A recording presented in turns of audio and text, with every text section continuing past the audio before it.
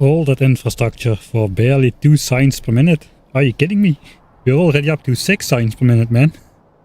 We've got biolabs now, so our 1800 signs a minute is becoming almost 6k.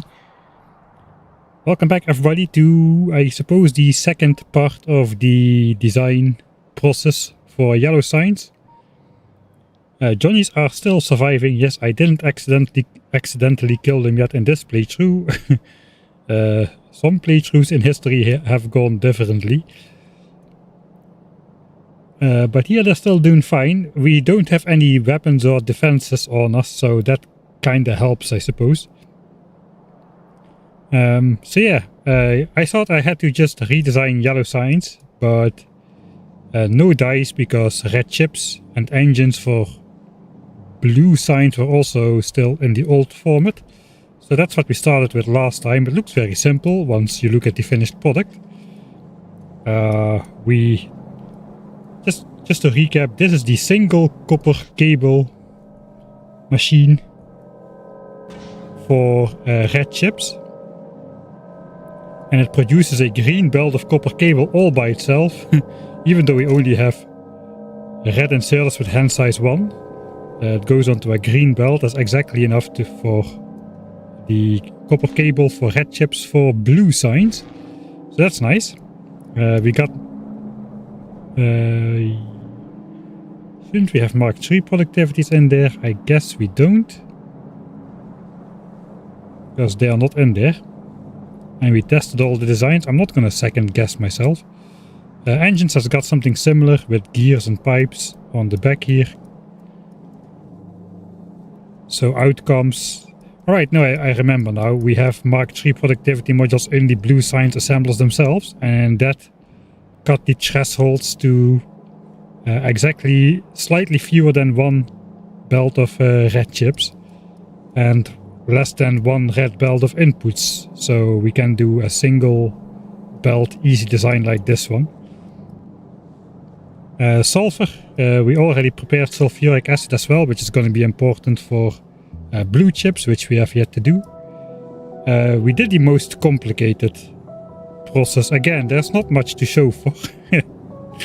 It's these are the bot frames fed by electric engines, fed by regular engines, and then all the components feeding into those. With batteries coming in from the left. But yeah, it kind of feels like we can make the signs corner all the way in this corner of the base, keeping this for ourselves. Maybe here can be a post-game bot mall or something. We've got the main bus of both science packs, spoilage, that's Gleben Science, and the science pack ingredients which are producing a Nauvis coming up to the labs where they're split off by this very necessary splitter. It's absolutely necessary to have this splitter in here. And here we're making Norwegian science packs. It goes into the biolabs. So on the program for today is the actual yellow science redesign, which is I think we're going to start with low density structures because that's the most simple one. Plastics goes in, low density structures come out. We've got molten iron and copper taken care of, which is already being done here for hundreds of hours, so that's going to be alright. And steel as well is being made over here. Low density structures does not require steel anymore thanks to the foundries. It's just molten iron. So that should be the easiest one. Blue chips though, yeah, that's going to be a bit harder. With green chips feeding in directly, red chips feeding in, we need sulfuric acid. The red chips need to be made by copper cable, plastics and more green chips, etc. So that's going to be a bit harder. I decided I'm going to separate the... We need to build it twice basically. Low density structures and blue chips are also used for rocket parts. But we're going to build a separate sized build for that. Probably. It depends how the numbers turn out, I suppose. But I would like to keep it separate. Thanks Mr. Mehano for the 22 months. Holy moly. Thanks Akira Rom for the Prime subscription as well. And of course Repucci, thanks for the full year of train sounds.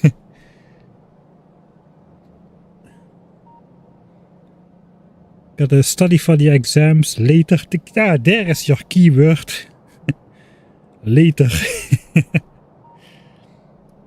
Just a little bit of Factorio has never hurt anyone. Said no one ever. Aquilo is not there yet, no. All of this stuff is for Aquilo. We basically have every science pack at 1800 SPM, including Gleba, not these two. But the top 10 are done except for yellow science, which we are doing right now. And after that we have the full 6 science per minute, which you can use to unlock Planet Aquilo, as well as all the text behind Aquilo, which also require all of the science packs plus Aquilo science.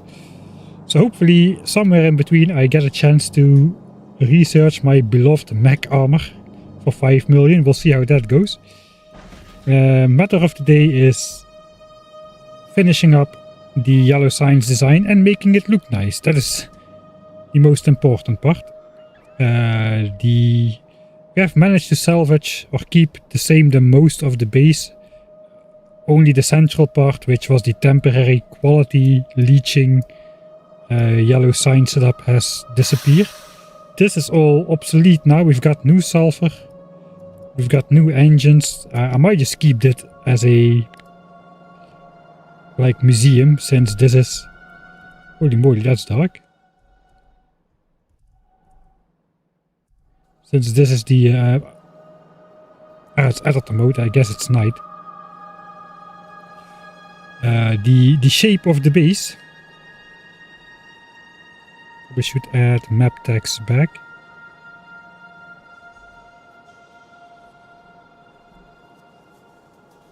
Thanks, the Deudels as well for the Prime subscription. I want to pronounce that in the Dutch way, but there's one E too many in there.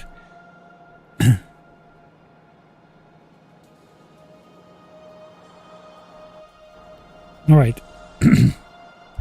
So I guess there's not really something to reload, but we'll do it anyway since it's tradition. The oodles. Alright. I used to buy sandwiches at a cafe called Doodles in my youth.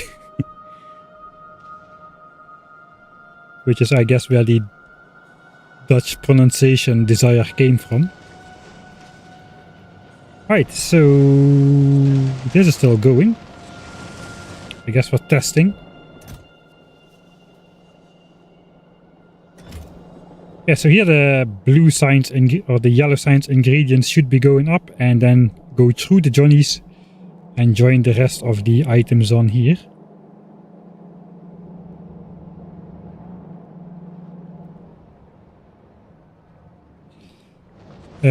Yeah, let's just start with the simple design.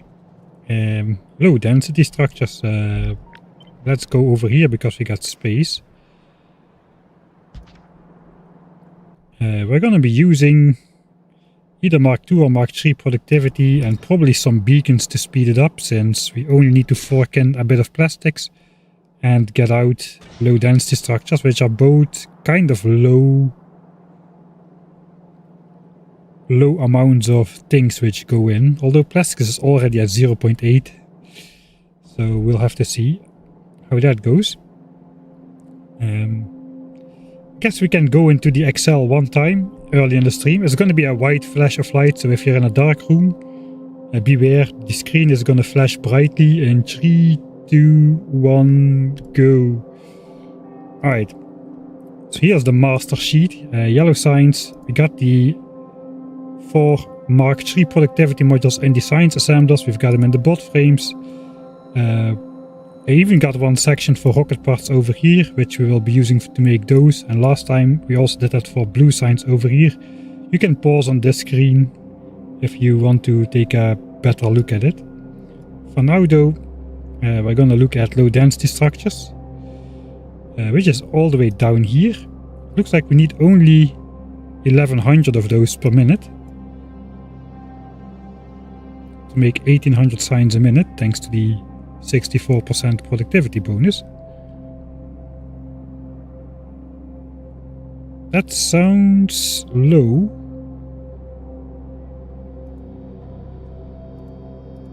We need one low density structure per science pack. I guess, yeah, that's true. We just divide this by this and we should end up with 1098. Yeah, there we go, 1098. Alright, the number is correct. Now the question is, what do we use? We can see how many plastics we need for it. 2950, which is slightly more than a blue belt at 2700.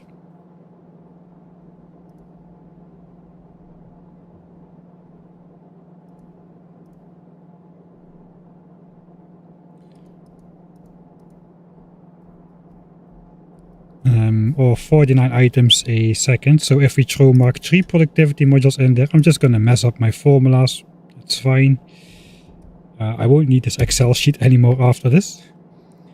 We do get down to under a blue belt of plastics, so that could be a reason to go for that.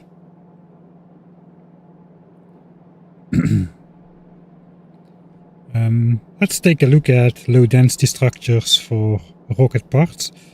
This is like the minimum amount of rocket parts I need. This is to launch up, purely to launch up plastics to Vulcanus. That is 100 rocket parts. But let's say we want to at least double that. We're gonna need to send extra stuff at some point. That means we need another 400 plastics a minute. I'm gonna build separate builds, so it doesn't really matter.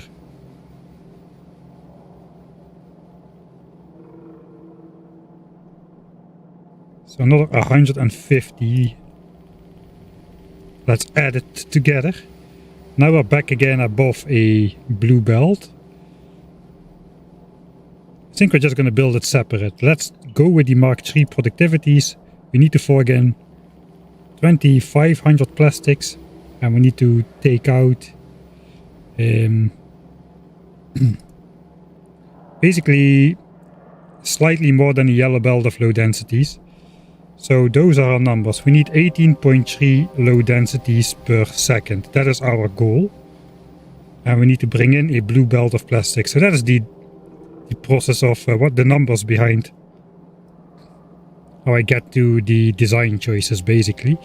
Blue chips is going to be a bit more complicated because it has more steps, but not as many steps as bot frames, so I'm sure we'll manage. But we're going to start with something simple. Let's leave the Excel screen for the rest of the game. There comes all the chat back.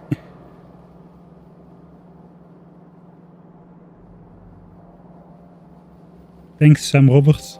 Rare foundries for low densities? I don't think so. It kind of depends. We do have rare foundries. I think we are lacking in EM plants, but foundries we had. Yeah, we've got plenty. These are already rare, I think. Yeah, all of these are already rare.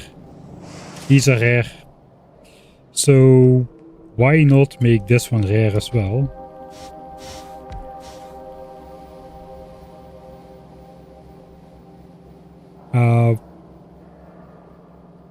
But we definitely want to beacon back up, at least with a single beacon. But we're going to use Mark III productivities, so let's throw those in.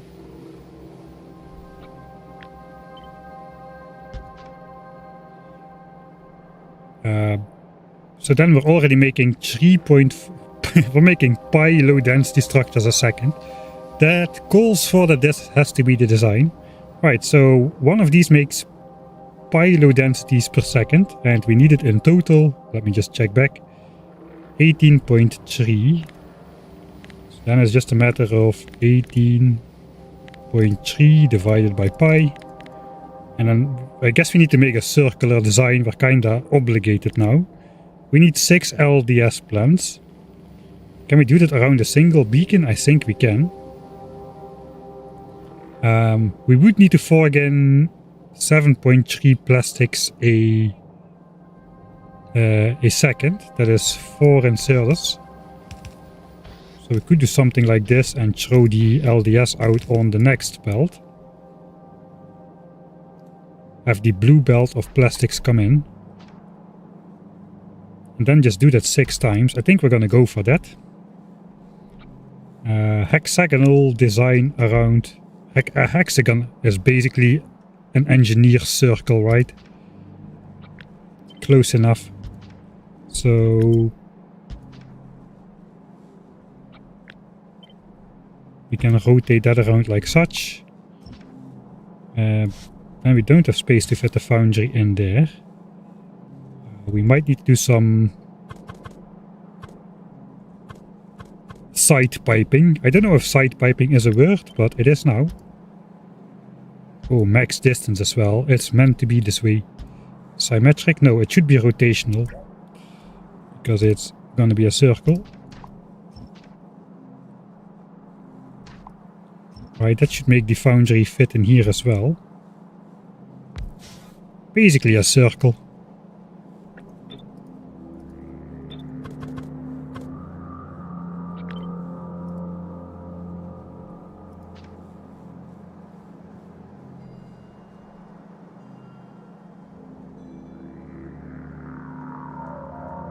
It's slightly annoying for the pipes.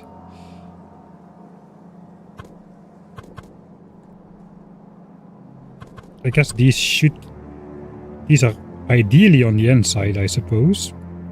If we want to do the same grab 'em and throw it out design. Stop annoying me. I guess that the spoilage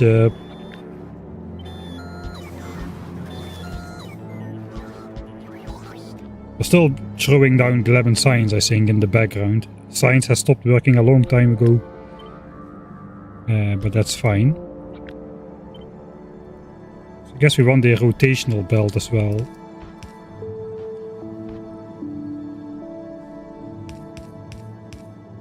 I guess we want to go as diagonal as possible.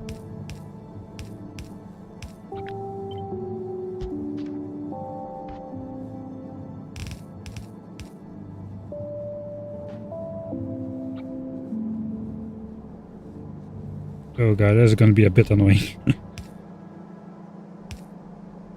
This is going to have to flip around.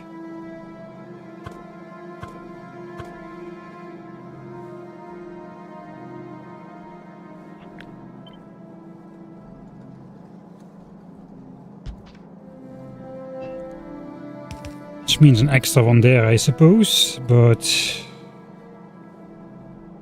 if we don't do that, we cannot get the tightest circle in there.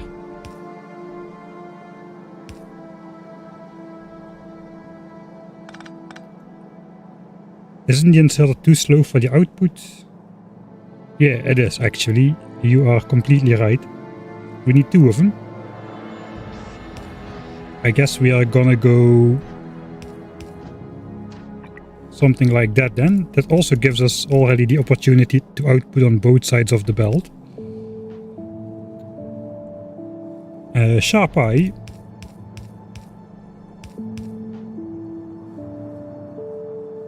I'm kind of thinking, because it's low density structures, you only need 1 output inserter because it's such a slow recipe. But, you know, it becomes quite fast at crafting speed 22 apparently.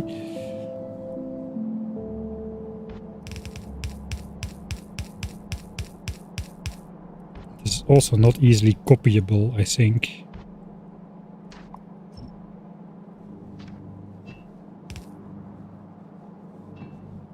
Here we gotta flip this as well.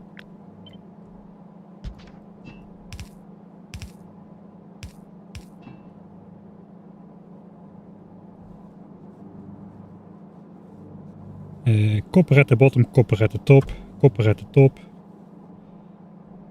copper at the bottom.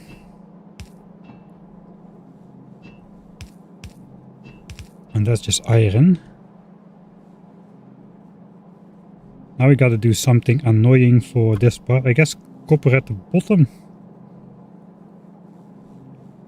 It's not really a great way to connect that. Let's first fix the outputs for the other ones as well.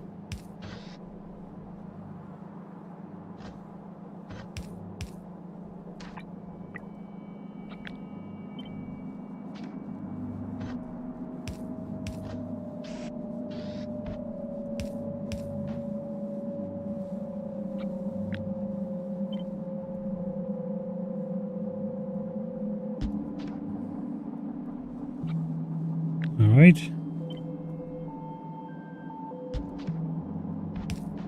Something like that. Again, I guess we'll manually have to find the shortest connection here.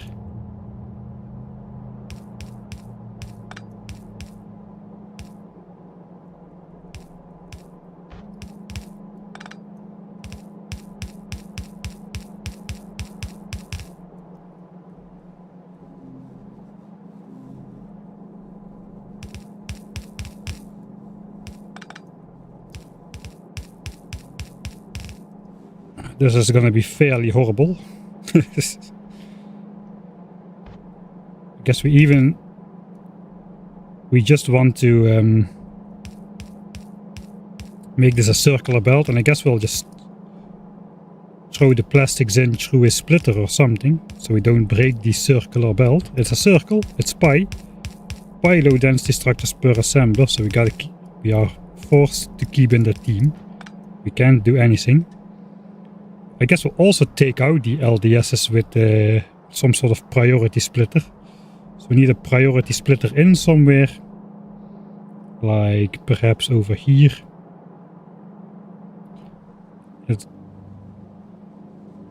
Let's wait putting that in, but in general it's gonna be something like splitter in. I suppose we'll have a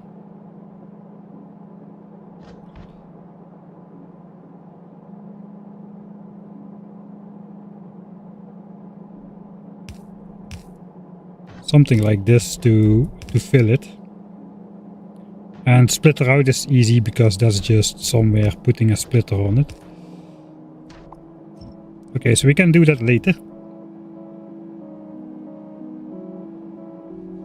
This is very much not the optimal amount of modules you can use for a setup like this, but that doesn't really matter. We've still got to find a satisfactory look for this over here.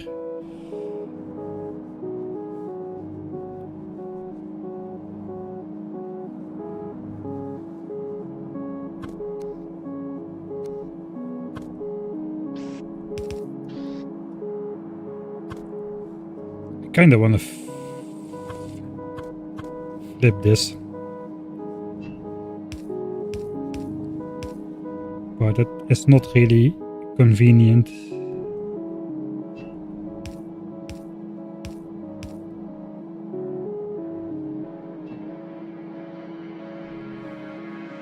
Okay, we got iron, we cannot take copper, so yeah, we gotta flip one of these.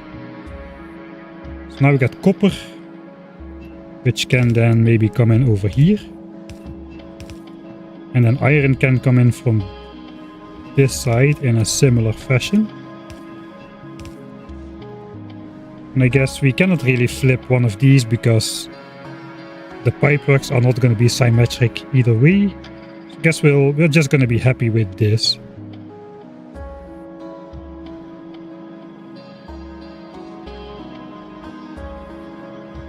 I think that's fine.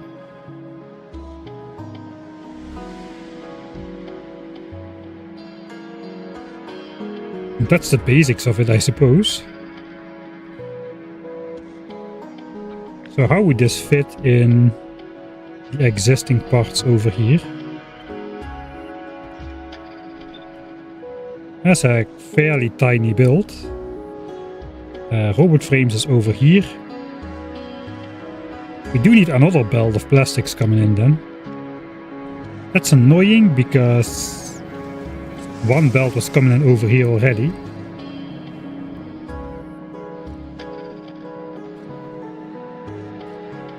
And it's together as a red belt and a blue belt, so we cannot even combine it into one belt.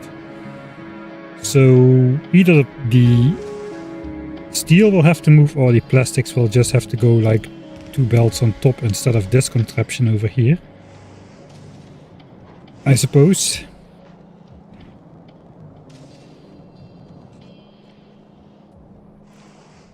But yeah, this we can fit in basically anywhere. It's kind of a stop sign or something. So let's make a let's make a variant of this, which already has the feeding taken care of. So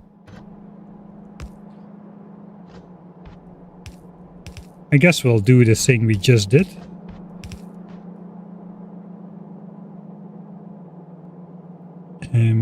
Should I have input priority on this? I can have output priority on it for the plastic, so nothing gets stuck over there.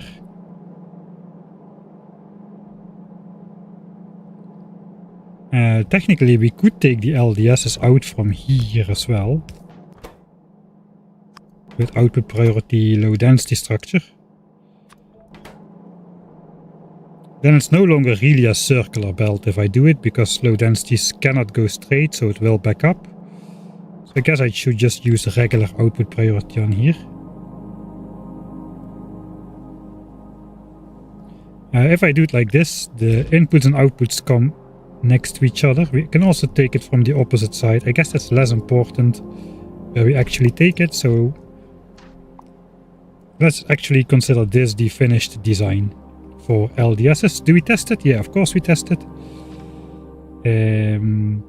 We need some infinity pipes.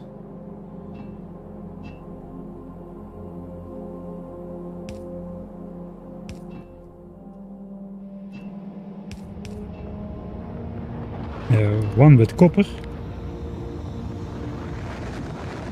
Where the heck are the rocket silos still launching to?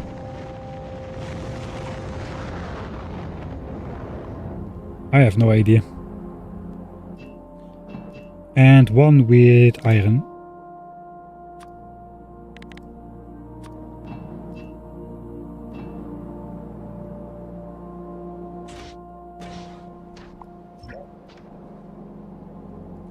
Alright, then we just need to feed in plastics, feed out LDSs.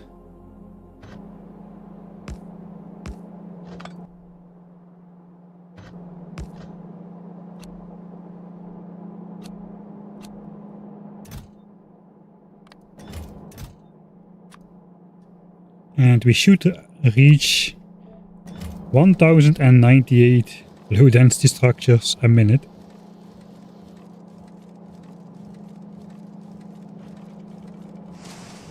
Alright. Looks like we're gonna have a...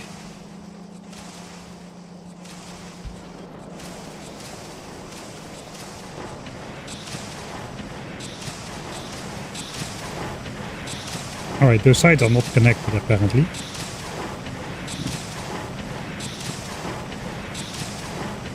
I don't think I'm gonna bother doing that.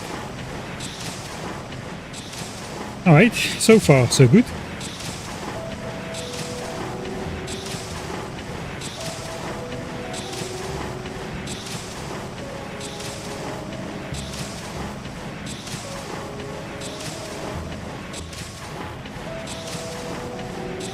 Let's speed it up for a bit.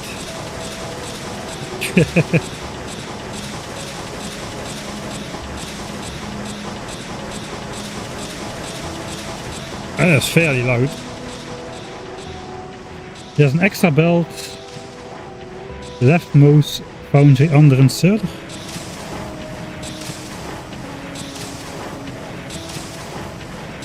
Oh, this one. Yeah, that would be very annoying to get through in the final design.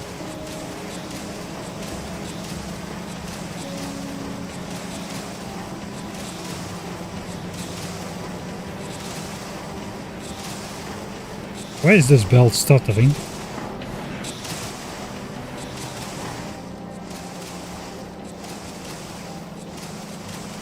Oh wait, because this stuff sometimes goes through. Alright, so that's a good sign. Let's say it's not there, the plastics should be backing up. It takes a while, but they are backing up. I guess if I put input priority on this side, they will also back up.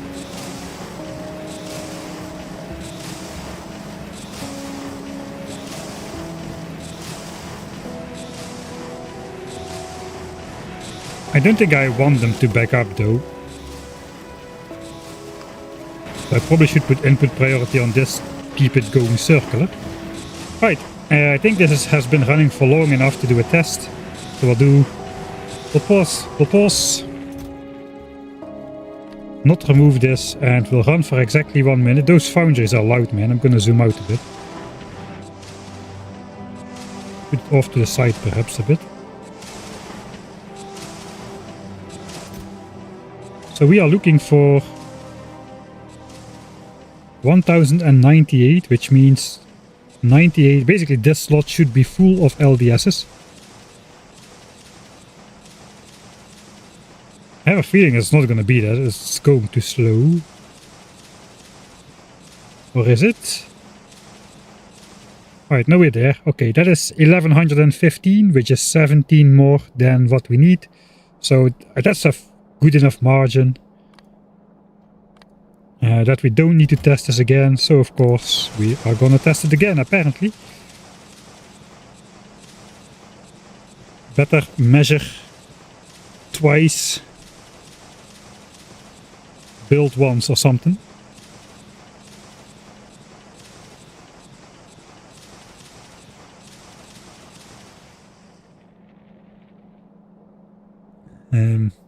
No, we cannot do LDS shuffle. We don't have any productivity bonuses on this, so we cannot recycle LDSs lossless, basically. Yeah, this is gonna cost us 3/4.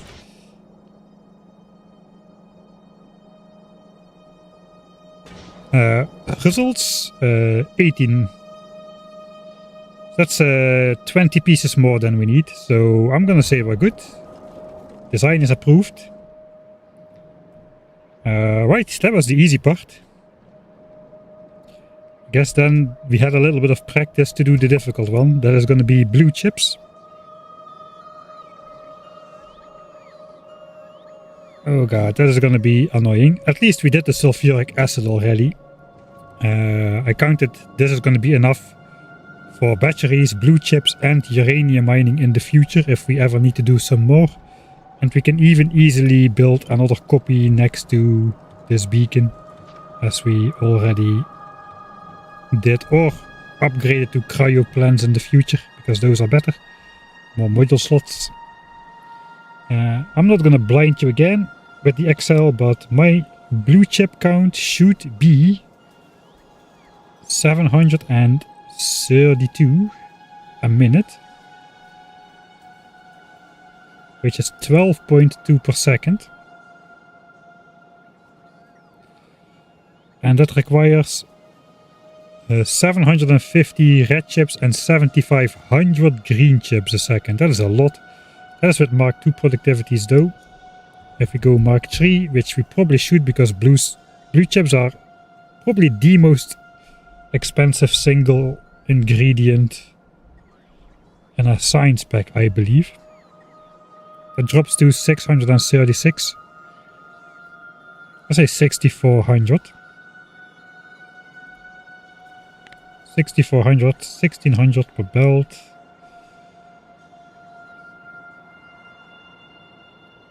I guess we'll try making a direct insertion thing here.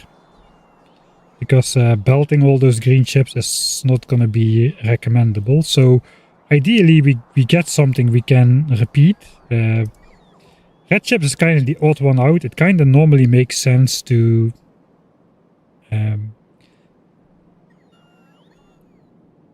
the ingredients for red chips, you can supply them by belt because they absorb so few resources per red chip plant. That direct insertion would be major overkill. But if we look here, 0.3 blue chips a second requires 0.4 red chips a second. This one produces 0.5 red chips a second, so that is in the same ballpark. And for blue chips, for green chips we need 4 a second. This produces 6 a second, so that's also kinda there.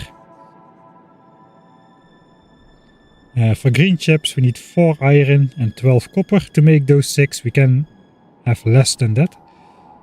3.75 iron, so it's almost there, and 12 copper. So this kind of makes sense to do direct insertion, this side of the chain.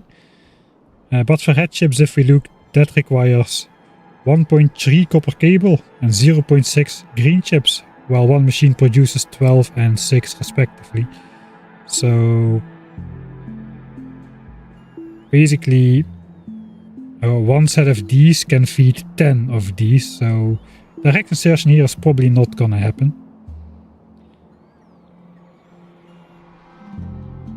So we'll probably have this outputting on a belt towards red chips.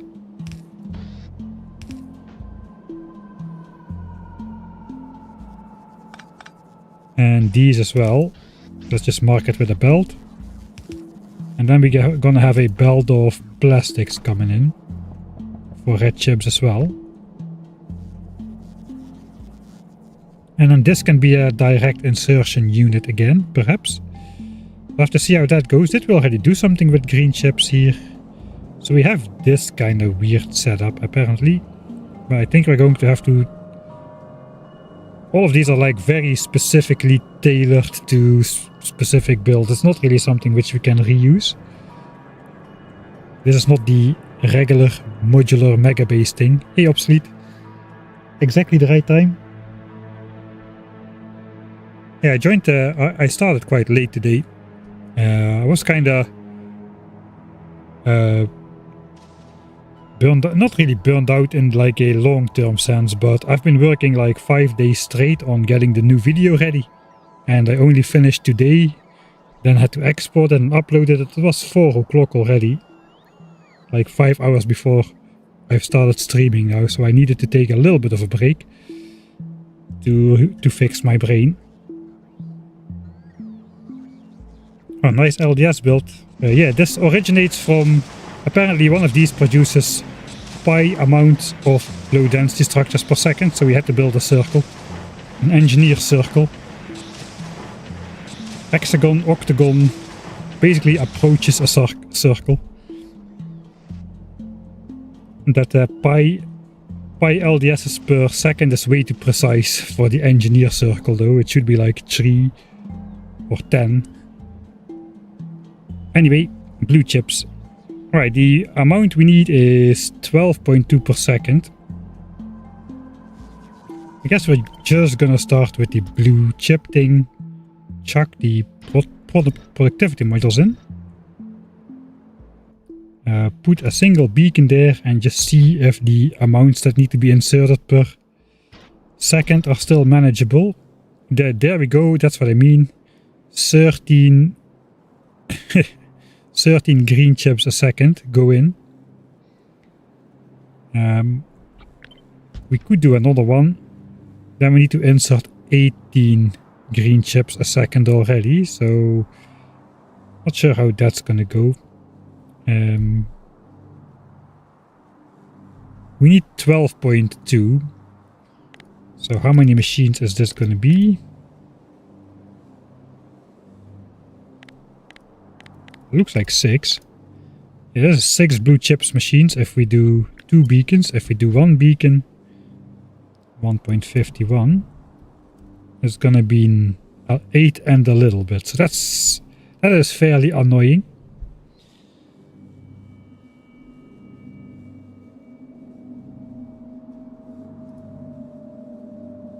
So I think we're gonna go for the 2 beacon variant.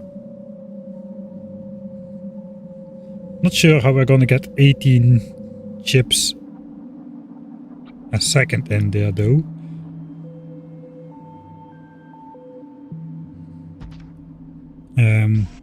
This is kind of limited to about 15 a second, 15 and a little bit. So we would need to do 3 extra or so. We can... I guess we should test this really. Because it's like container to container, it's gonna be very regular. There's no belt randomness going on here. So...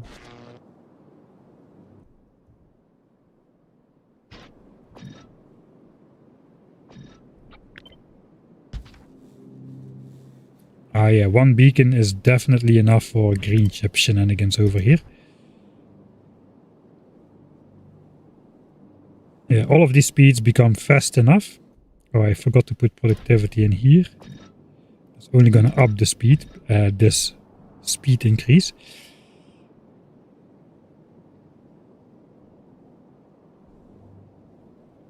It does need 14 iron a second, and oh yeah, I forgot about the 42 copper cable which needs to go in there.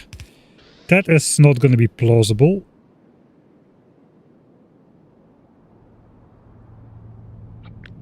Or is it? That's 30. 30 should probably be enough, given that we need only 2/3. I think that's gonna work.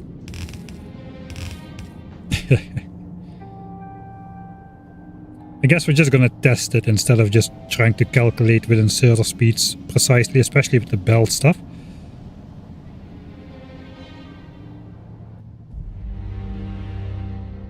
Okay, let's just test this part. We need 1.82 red chips.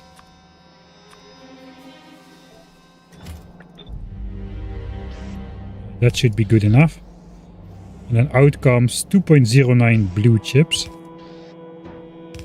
That should be good enough. Pipe for the acid. Iron and copper. And it should get started.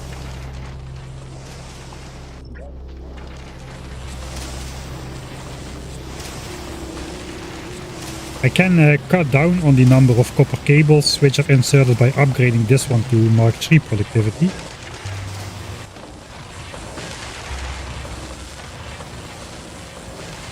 Alright, so we're not quite feeding in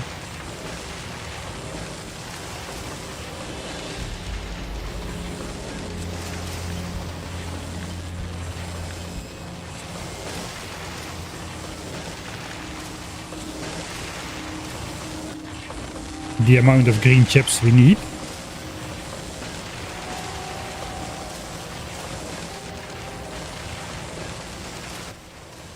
Let's pretend we are.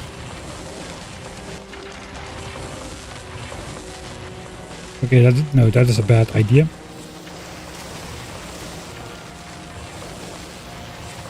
Alright, so let's just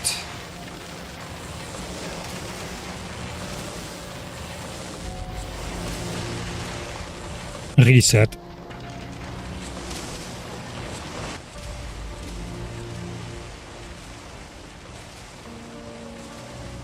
You have to get a full minute on this.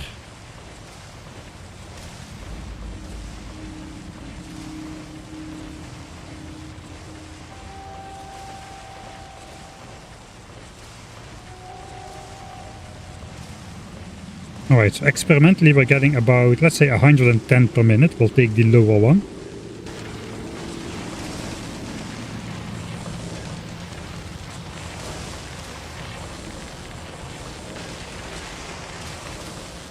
So that's 1.83. If we divide it by 2.09, which is what we should get, multiplied it by the amount of green chips that should be going in, we're actually forking in 16 green chips a second. So that means these are doing these are taking a green chip twice per second. So if we slow down,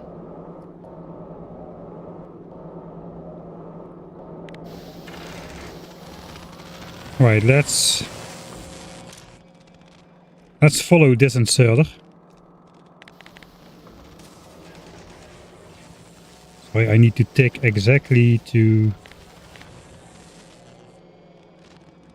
Okay, I think it exactly grabbed one. Let's tick 60 ticks. Does it end up in the same state? It does. So they are doing 2 per second, despite not having the rotation speed of 720 degrees a second. So in some configurations they are slightly faster than the mouse over displays. That is a annoying part to possibly fail on though.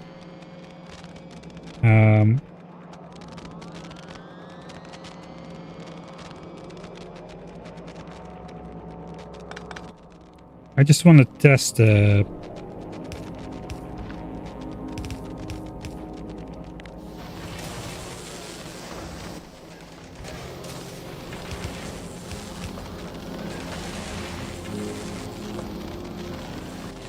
I get this thing working all the time? Yeah, okay, so now we are feeding in enough green chips. So now the green chips are no longer the limit. With our stack inserter over here. So now we can see the true requirements of this green chip assembler. Looks like we can spare a couple, which is good news. Because that means we can actually feed out some green chips on this belt.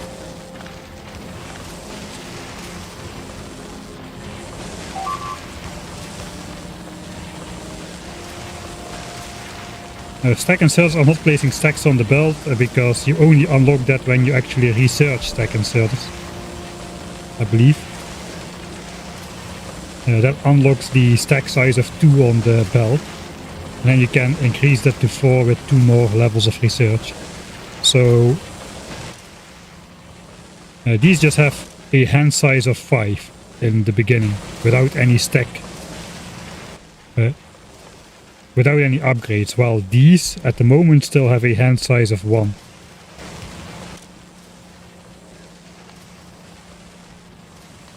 Because I don't have any upgrades, but these have a stack size of 5. They come with 4 extra by default.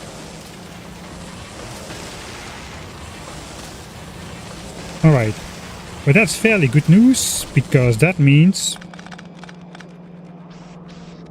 I think we can do this.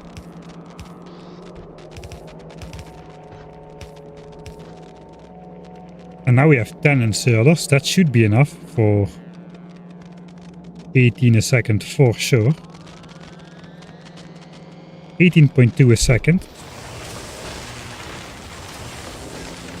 Even if we divide it by the actual rotation speed.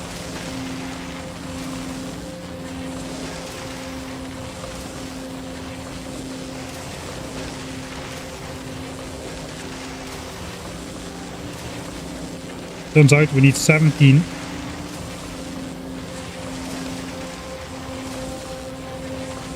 I'm sorry, this should be 360.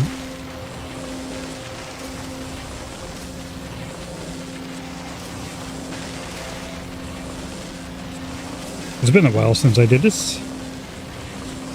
Could be like this. We need 9.48 inserters. Now we've got 10 doing this job. But that would work in terms of forking it in.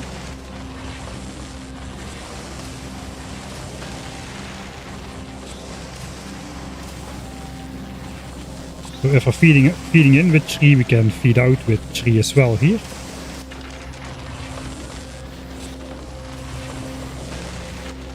Alright, and now we can see this guy is no longer working all the time.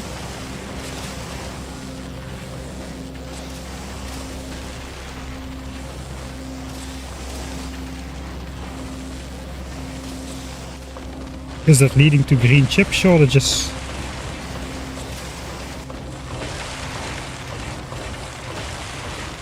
It's not working because it has item ingredient shortage, so I think that means the blue chip assembler is gonna run out of chips soon. I guess we can do a cold start and see.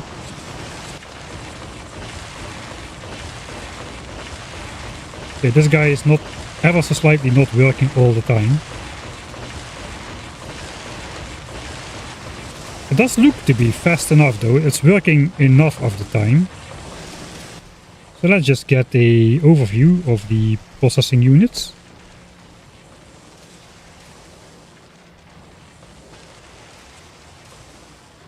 How many are we getting out?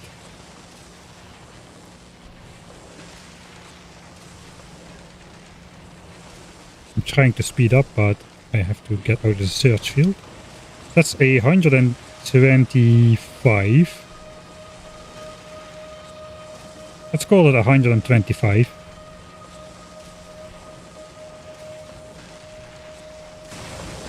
The mouse over says 2.09. So we needed 12.2 a second. Or 732 per minute. And we're getting 125. That is still less than 6 machines. So even though it's not working all the time because green chips is ever so slightly not fast enough sometimes, we are still on the correct side, I think.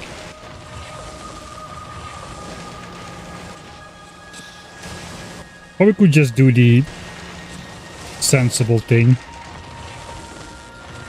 If we upgrade this, the copper cable requirement goes down and green chips will start to back up at some point.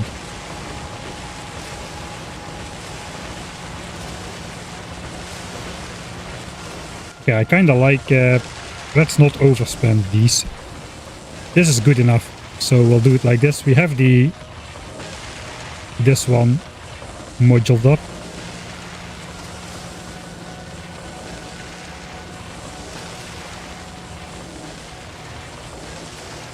Stack size research doesn't require fast inserter. That's the thing of not researching fast inserter. I'm not so much missing the fast inserters. I'm missing the 2 stack size upgrades, which applies to all of the inserters.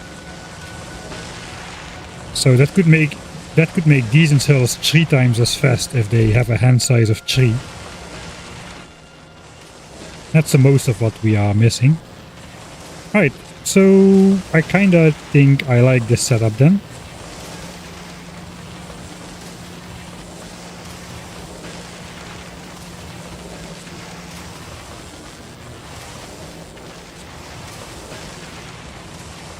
And this is even flippable, I think.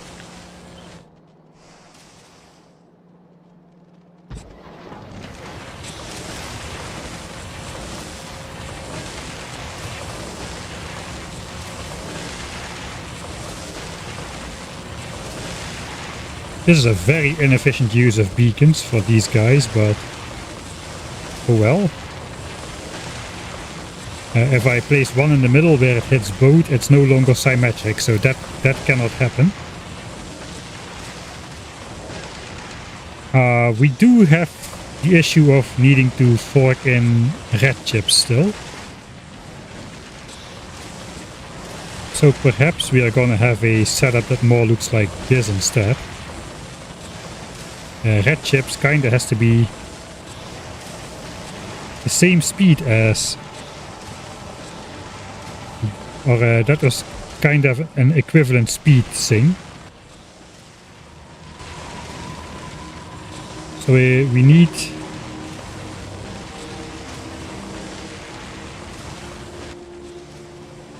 oh, that's a lot extra actually.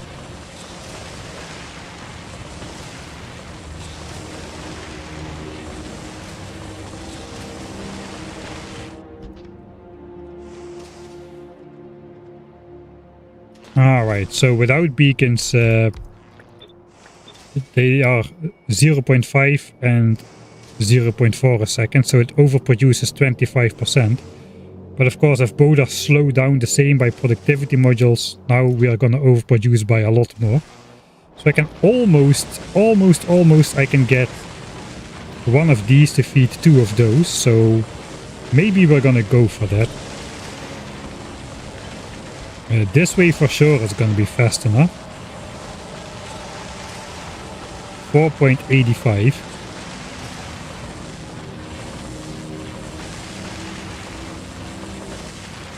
Kind of makes sense.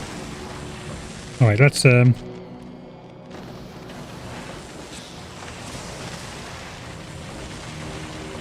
stop everything. I guess we can stop everything by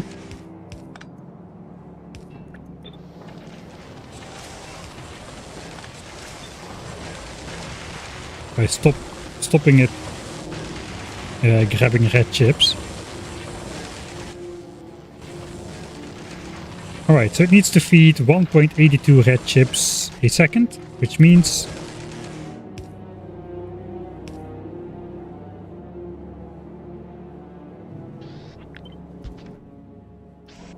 probably want to do something stupid then.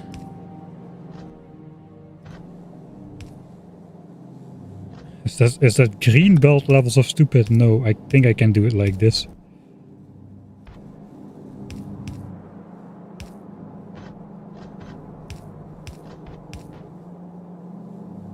So that would be the output taken care of. 3.6. This thing is slightly too fast.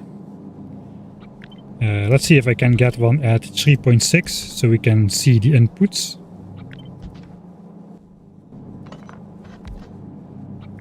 We can add empty beacons to slow the existing ones down again. This is 3.68. We need 3.64. So that's a pretty good. One to read the required inputs. 3.2 green chips, 6.4 copper cable.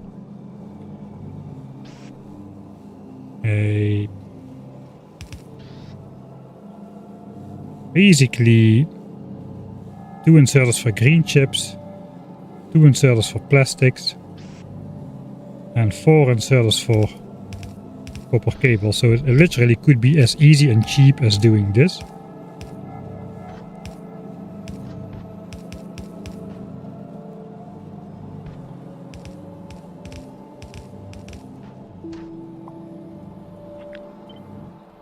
We'll keep that around somewhere.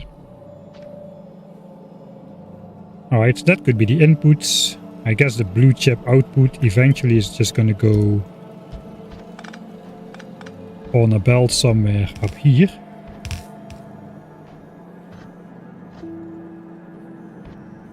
Now I'm just trying to finalize the tileable part. It's not the most efficient tiling, I suppose.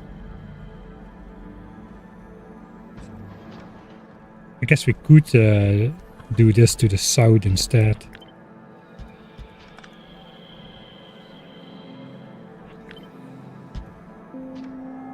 Kinda like it on the side though, design wise.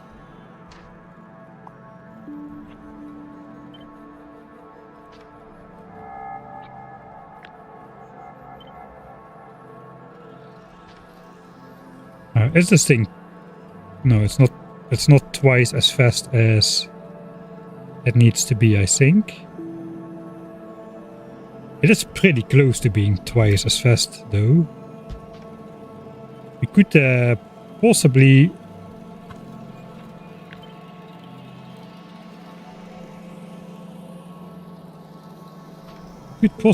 beacon this with one more beacon. And be fast enough to not have a double one. That would save a bit in the tileability range.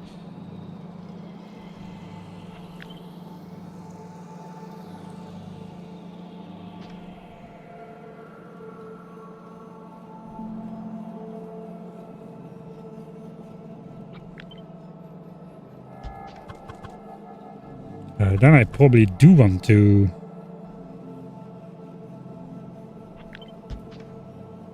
do something like this, perhaps. It's a bit expensive,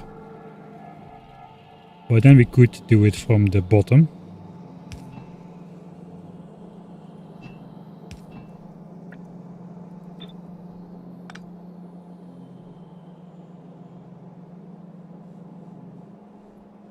But that means we would still end up with one on the outside, which is a bit underpowered.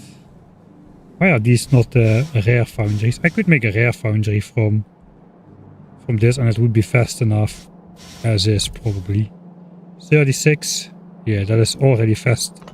Sorry, 27. And we need 14 for the full shenanigans, but we only eat 2/3 of the green chips in the blue chip assembler, so we need only 2/3 of the iron. That's like 9 to 10, let's say 10 iron. For one, we produce 27 now. So this can actually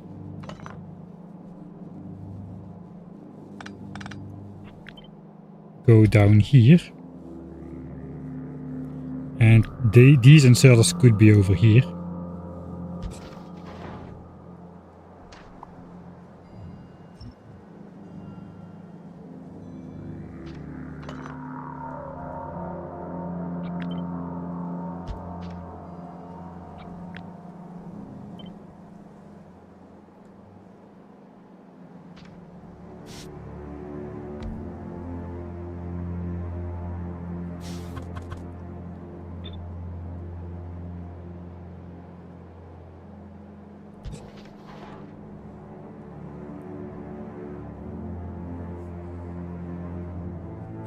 I bet I can get away with using cheaper models in here even.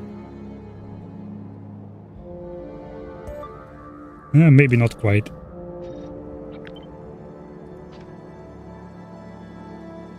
That might be too close.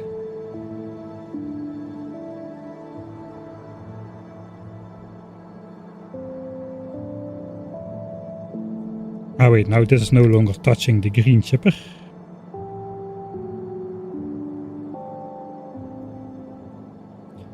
So that is an issue.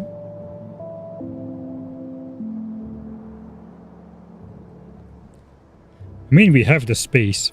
You know, let's see if I can control Z. My way back into what we had.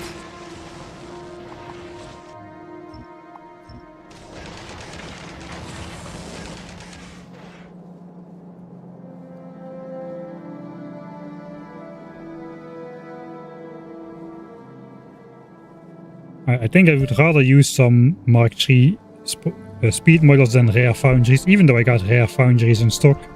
I don't know what I need on Aquilo yet. That doesn't sound like a very foundryable planet, but you never know. Or on spaceships or whatever. Let's just keep them. I don't want to make more if I don't need to. Alright, so 1, 2, 3 copies of the same thing. And that should be enough for yellow signs. We didn't do the red chip part yet, but that should be fairly easy. So now is the question, do we just do one more? How much do we get out here? 2.09. Not quite 2.09, it was 125. So if I build one more of these in line here, that is going to get me 250 blue chips a minute. So this one could be for rocket parts. The question is, how do the numbers play out for the red chip supply? I think I would like it if this is kind of tileable.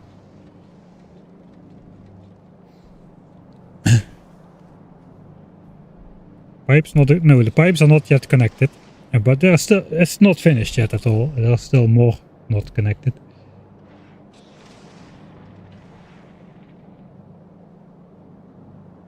Do we have a stationary, where is it?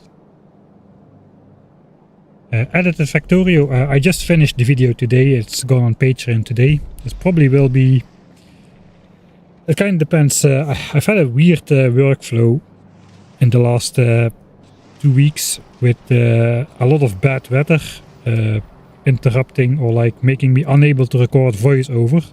So I ended up now with 3 episodes worth of script, which I then all recorded in one go just to be sure once I had the chance. And I also already cropped that correctly in the video editor. So I now have 3 episodes with voice scripts, and now I just need to film and edit in the video material. But that means this episode is going to be a bit later. But I hope to make up the lost time in the upcoming next 2 episodes, and I've already got a significant portion of the work for those done as well.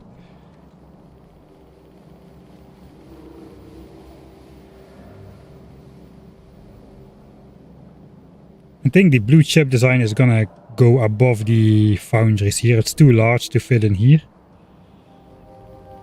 The LDS circle is quite small compared. It's like one of these blue chip setups.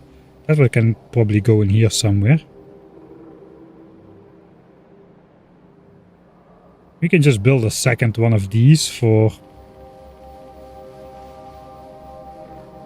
We can build a second one of these for rocket parts, and maybe, just maybe, we'll make that a quality one, since we are kinda lacking in quality low density structures. I shipped in a bunch from Fulgora, but I am not making any new on Fulgora. And all the spaceship components need like 20 of those a pop, so this is not as much as it might seem. Not compared to the amount of blue chips we have and stuff, so maybe that's a plan. We'll have to check how that pans out. Let's first see the red chip component over here. The second beacon is already... This beacon needs to touch the green chips. I kinda like how it looks, okay? That's the real reason. Kinda like how it looks. How does it align with the actual foundry build? Okay, it goes symmetrically above if we paste it in here.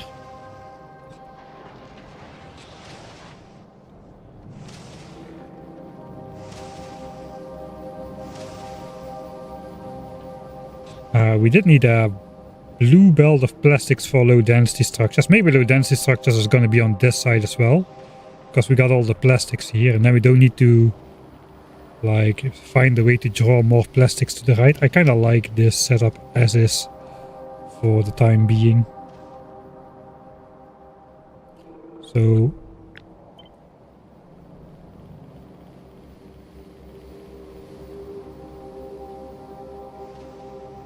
these could be next to it somewhere as well. Alright, let's first the red chips. That's not done yet. We need I guess another setup to feed the plastics to red chips, and we need to make the green chips and whatnot somewhere. So we probably need another one of these. Just making copper cable and green chips.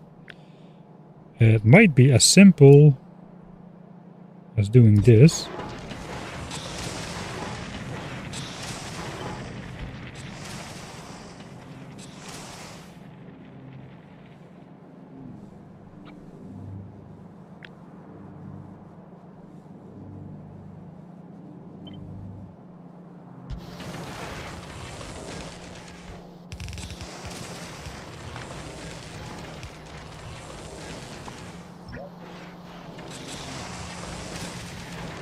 But we have to figure out the amounts we need. So these are too fast. I guess I'll just look in my spreadsheet. How many red chips do we need?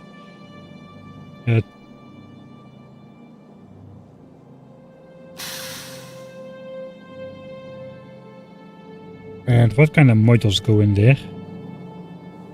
I got Mark III modules in there now. I think I want to keep those. It's not the best recipe for Mark III modules.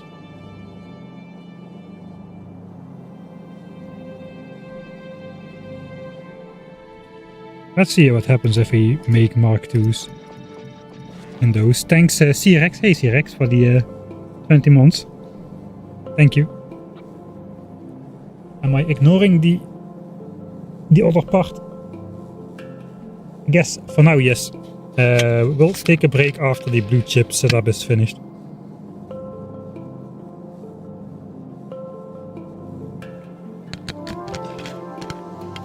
I'll do the hydrate. Does it count? Internet connection, let's not speak about it because so far it has been good. Alright, so the question is how much needs to go in? We have enough going out with Mark II productivities, but of course we need more resources going in.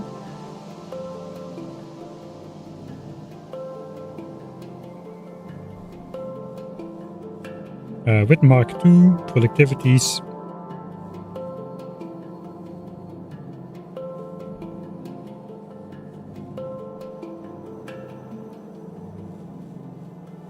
we need 650 units going in. But since we built one extra,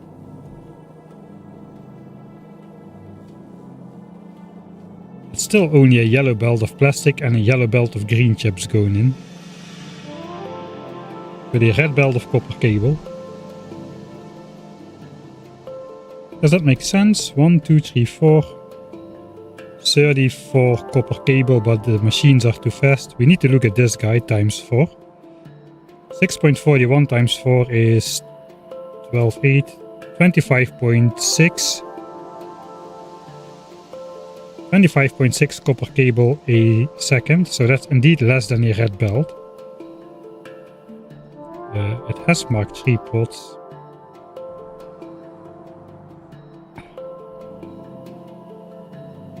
I don't really care as much about the molten stuff, but this requires oil. Oil is a bottleneck at the moment.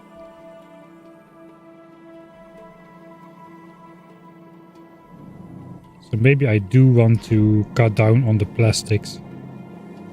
Just a little more.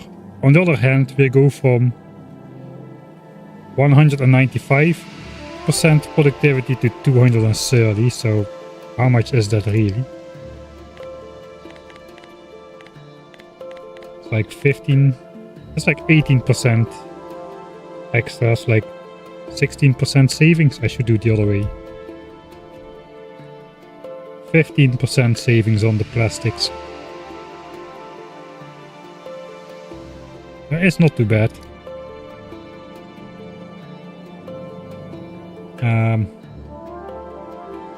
I guess we'll chuck Mark 3s in there. It's only 20 modules for the entire blue chip build and the rocket parts then, to cut down on the amount of plastics used. We did use Mark 3s on these as well to cut down on plastic. It kind of makes sense then. Alright, so we need less than the numbers I have.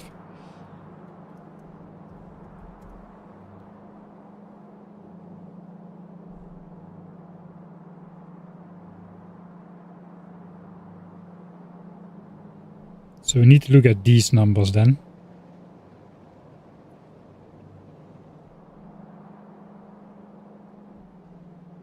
$368.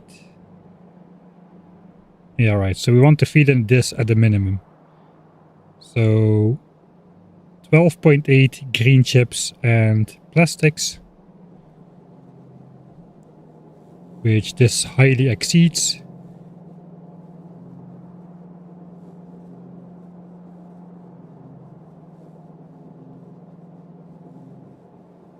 Copper cable we're gonna want more, I suppose.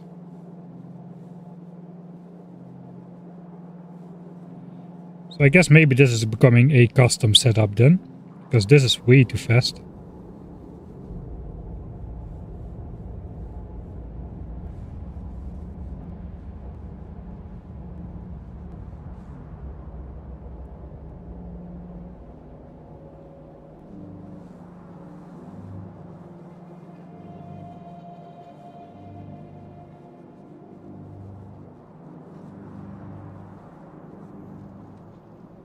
Also, it kind of doesn't look too nice on this side.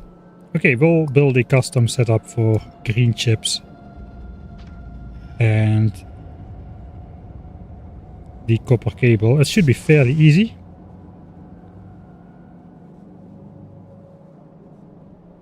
Maybe that can go on this side then. I think this is in the final location already. So what do we want? Let's just first build the kind of beacons and stuff that we need.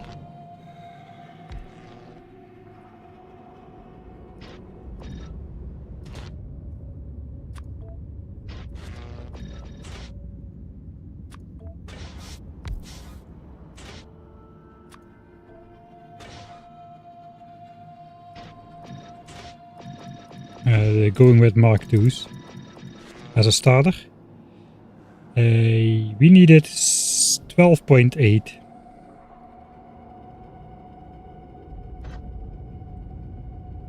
I just want to get it as close to 12.8 as I can. 15.7 already. 10.9. 18.0.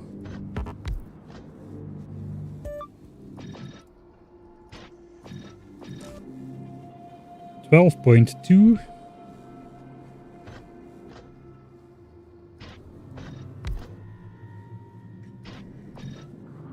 17.5. 14.5, 13.5, 12.8. That is exactly what we need. All right.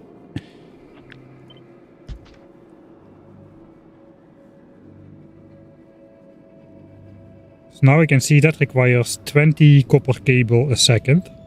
So we need to reserve 20 copper cable a second for green chips.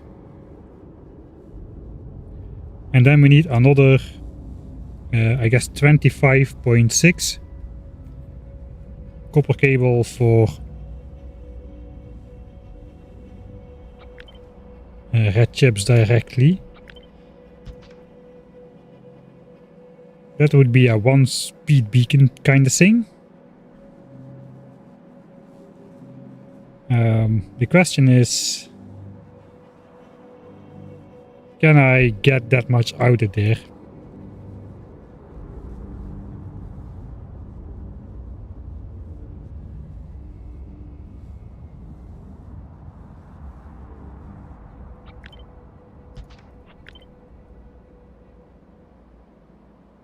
So again, we can do the setup that does like 15 point something a second. I'm just going to use the official numbers just to be on the safe side. This inserter does, what was it again, 1.92?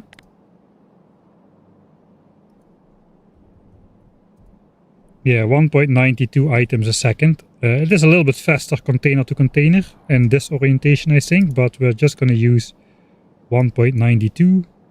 So we need to fork in 19.7. That's 11 inserters.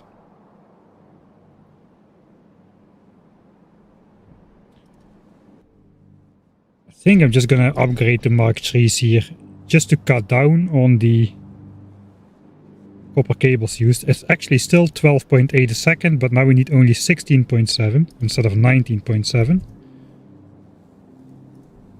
Which means we can get away with 9 inserters. Which means we just need 1 extra. Or perhaps 2 of these. To keep it going. And now I can safely like over beacon this guy to get to the 54 copper cable. I know this one will eat 20, not 42, 20. So we have 34 remaining and we need 25 of those. So how many inserters do we need to fork out 25.6-ish? Yes, 14 inserters basically. Do we have space for that? I'm pretty sure we do. That's 10. That's 14. And we even have space for the pipe. And the power pole, I suppose. Let's say that guy goes there.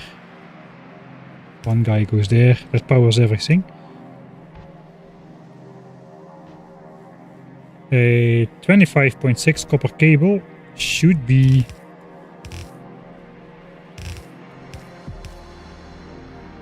That should be able to fit on one belt like such.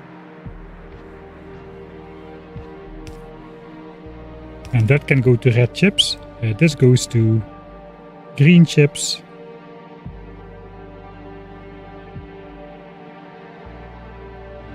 And we need to take out 12.8 green chips a second. So that is 7 inserters. I guess we'll just do 8 then.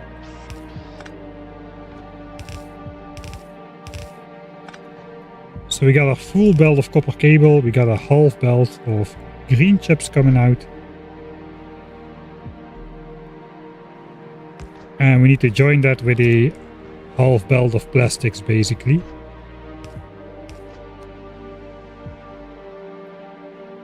And that is the entire red chip feed done. So let's delete all of this.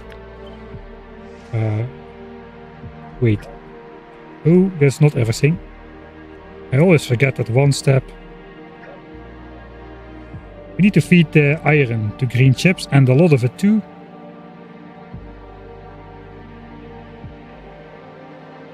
So we might have to do that 9th inserter with a long-handed just so we can get enough iron forked in. We need to fork in, only 6 iron a second. So that's, sorry, 5.6. That's 3 inserters. Alright, that easily fits on this side over here. And we can also overclock the iron crafting thing. I did upgrade to Mark 3s. In there at least. So that is the entire setup then. I'll leave it in place this time.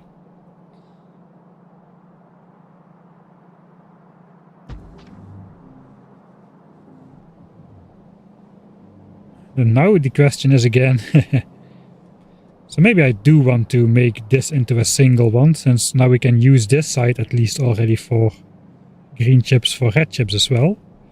So the losses at the ends become fewer.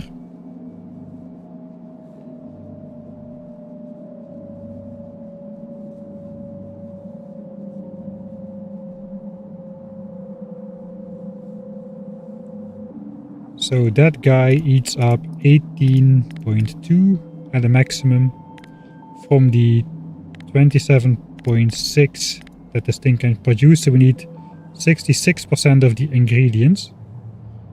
So times 14.1 for the iron. 9 iron, 9.3 iron goes in here. And I need a mere 5.6 iron to go in there. So the total iron per second should be like 15. It's already 16, so I don't need to change anything. This can basically be that guy. So I just need to cut and paste it so that we can grab from there.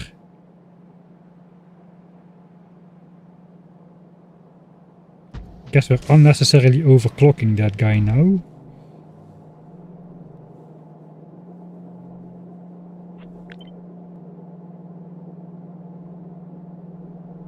It is a nice place for the beacon though, so I guess we'll keep it there. It's fine that this guy is overclocked.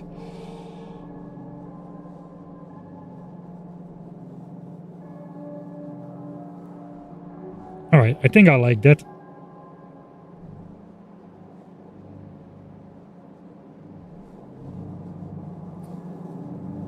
So, given that we have only a single belt of copper cable, we could actually simplify this as well. Especially if we just use blue belts.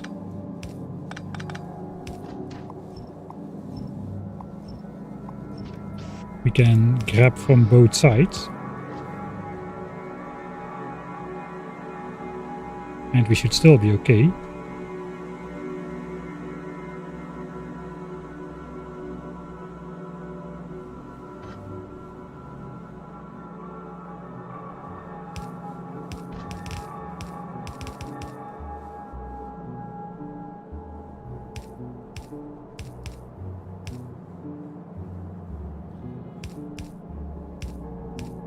That could be plastics and green chips going in, copper cable then goes there.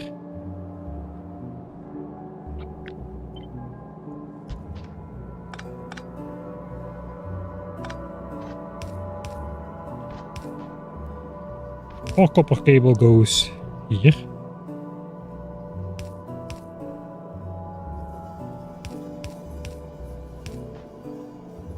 That would be fine as well. Don't really need to do that though. We can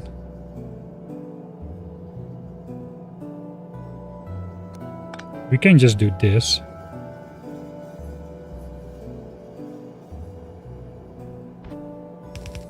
And fork off some plastics from there and call it good.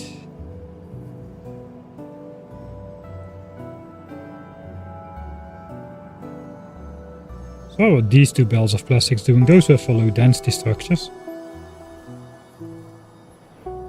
One blue belt. I think low density structures will probably fit up here instead of over there. We'll keep this area around the rocket silo clean as well.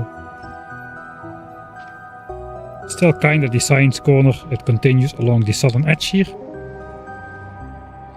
So that's blue chips for rocket parts and for yellow science, fed by an appropriate amount of stuff. So for now, I'm just gonna grab this plastics. I need like... I got 7 plastics belts coming in. I should maybe upgrade that to 8. So I don't have that 7 to 8 stuff going on and then end up with not full belts of plastics when I actually need them. But alright. Let's do this. Draw from the next belt already. And then just send it this way. That's plastics. Green chips should be this belt. I do want it to go the other way. Again, we can do the same shenanigans. It's kind of weird, less than a half a belt of all of these things. But oh well.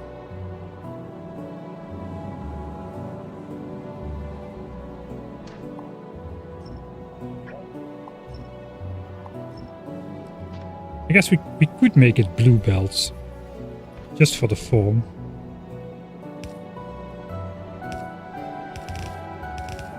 It's not required to be blue belts, but we got blue belts coming out of there as well, so it might look nicer.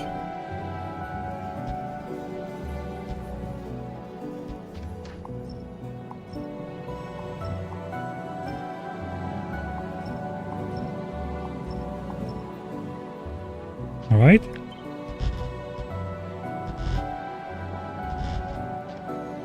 And this belt is the blue chip belt coming out. I guess this goes to rocket parts this way. And this side will go towards yellow signs. 2, 2, 2, 2, 2, 2. It's up to 12 pieces. So that does fit on half a red belt.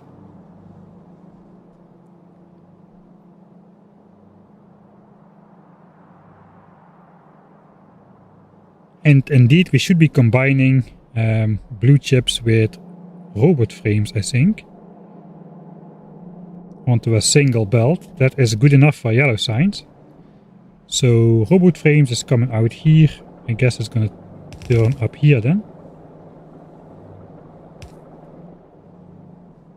Blue chips comes out over here.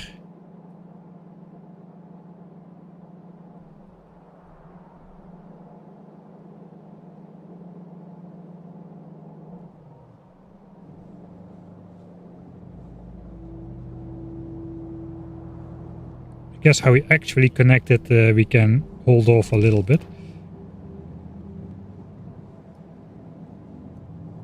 But now we just need to stack that in some infinity chests.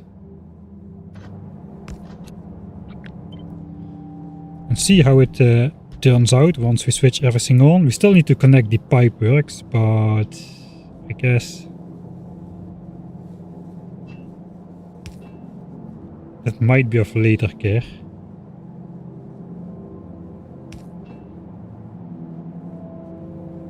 You can easily flip it this way, and then the copper can come out this side, which might be more useful.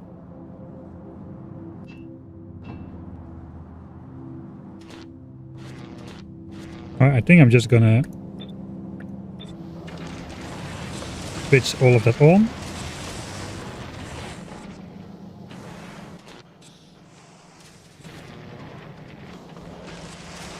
And then it's just a matter of adding the plastics. It is a little bit hard to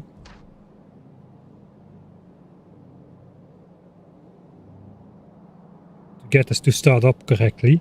I think we'll just send plastics to the end of the belt. Plastic is going to be the most reliable, but it is the slowest to reach the end, so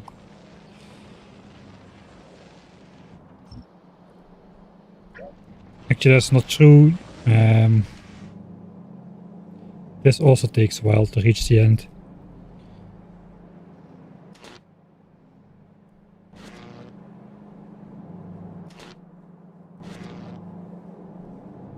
Okay, I got some plastics on there somehow.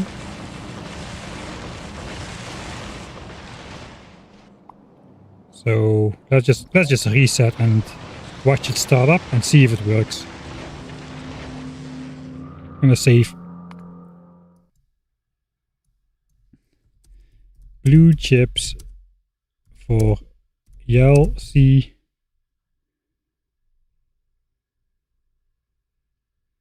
3 times and rocket parts 1 times 250 per minute. I guess 250 per minute is going to be then the design goal for rocket parts, since blue chips is 250 a minute.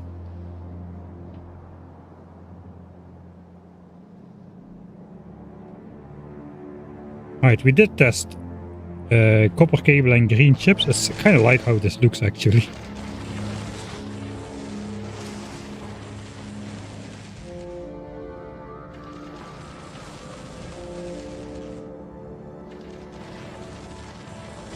Maybe I should design red chips in a way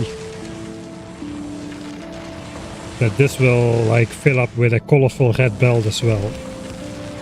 Which means doing something like this, I suppose.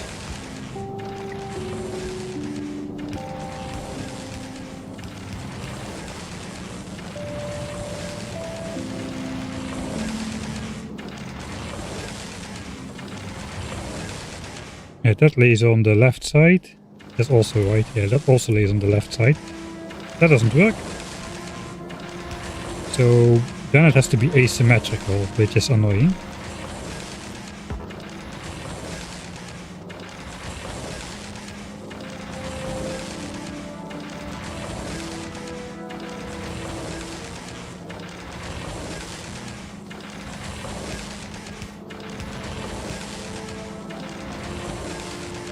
That forces it on both sides, but that looks kind of dorky, doesn't it? I guess we can give it some ears or something. Oh god.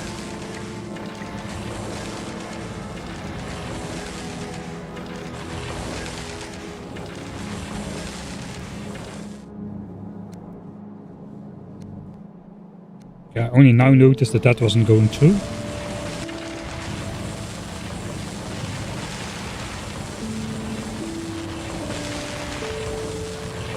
Then, you know, let's waste some more undergrounds if we're doing it the stupid way anyway.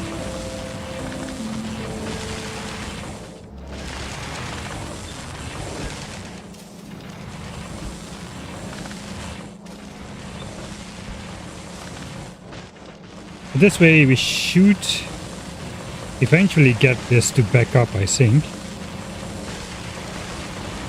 Let's leave it running for a bit and see what it does. We need to get rid of those. All the chips go on the belt.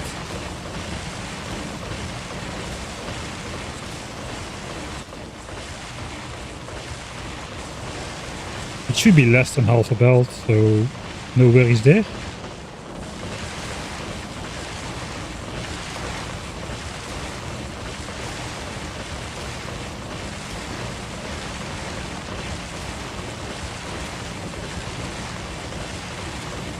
Right, these belts remain backed up. This guy's full. This guy's not quite full.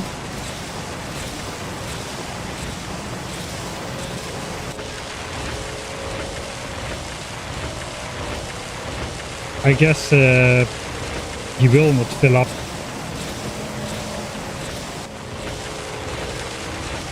Because it's not a foundry.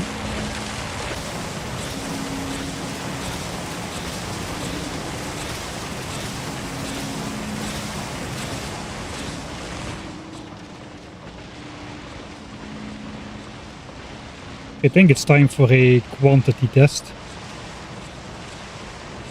Stop time. Alright, so we're looking for about 250 in this chest. After 1 minute. That is not very important, it is rocket parts. We need like 100, but We estimate 150. That means we should probably end up with around 750 in the right chest, where we actually need only... I hope I didn't mess this up. 732. Okay, it's pretty close. So we need 732 in this chest. Let's go. Alright, that I messed it up. Pause. Need to uncheck these. And then go for a single minute. So 250 in here. 750 in here, which means the test is successful. And this interface is a little bit too large. 3, 4, 5, 6, 7. We need 32 chips in this slot. Okay, we get 55. So that is as expected. Looks like it's working. And we can rely on this. We also see indeed the colorful belt has backed up.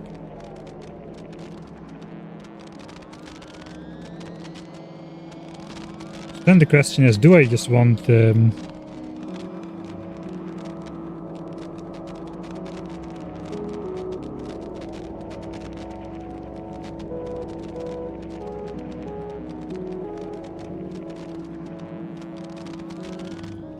do I want all the belts to fill up? I think the answer is yes, just to have it look nicer. If I do this, this belt will fill up. Alright. Then if we do this... we gotta get this sulfuric acid in and out there somehow. It would be kinda nice if we can do this, so to say. Then we can have nice, colorful alignments. Let's do that. This is an easy add to the bottom.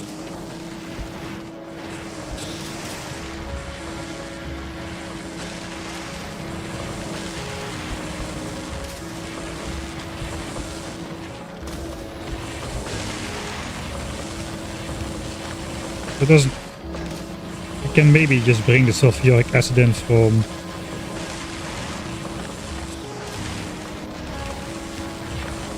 the other side. But let's do this for now. And I think I like how that looks.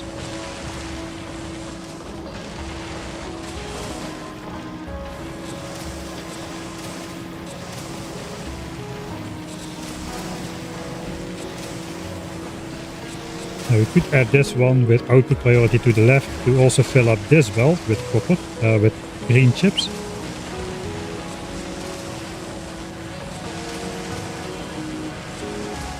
This should back up again as well.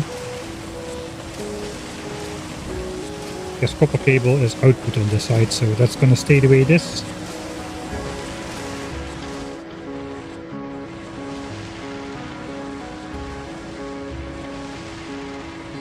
I said I needed 14, I put down 18.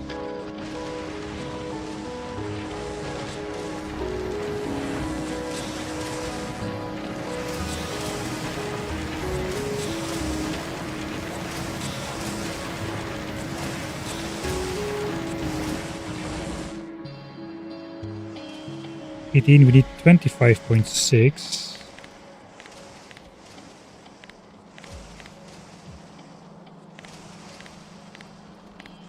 Need 14, I put down 18.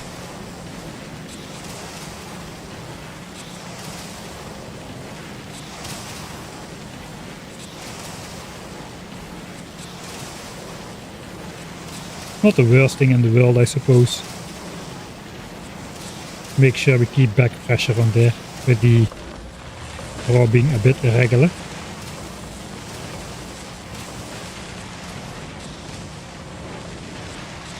I think it looks better with 18.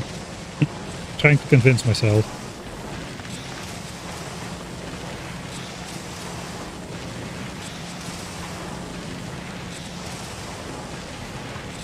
We'll get the copper in here.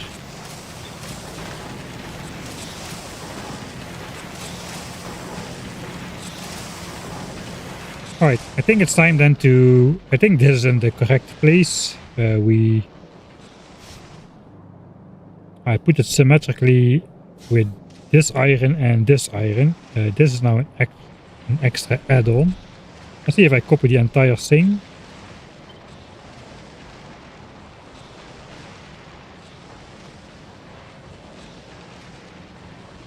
We need to move it 4 tiles to the right.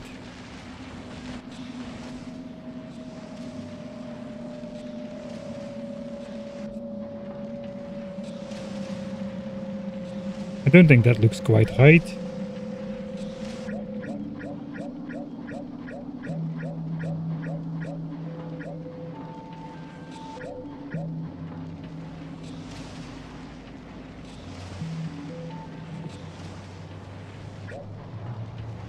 I guess we'll keep it. We'll keep it over there.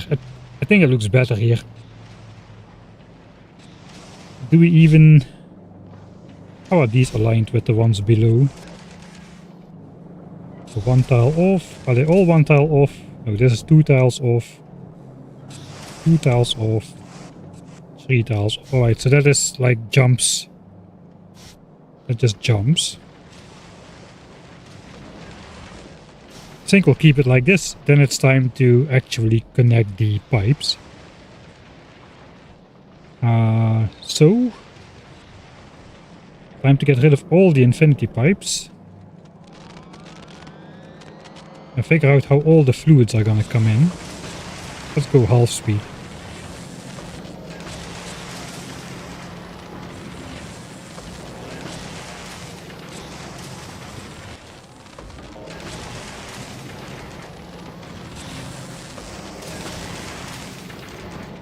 Somehow my 6 inserters are not fast enough. How is this plastic on here again?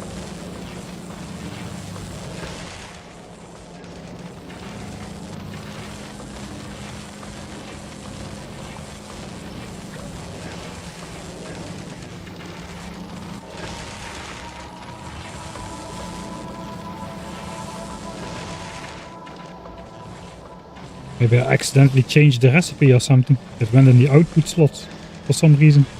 Anyway, the real question is why is this guy so slow?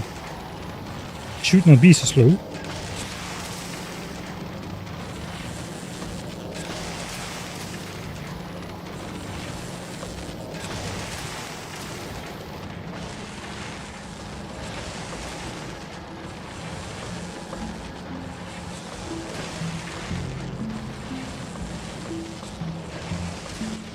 This guy is full, so green chips should be sufficient, but it's not. This doesn't look like it is.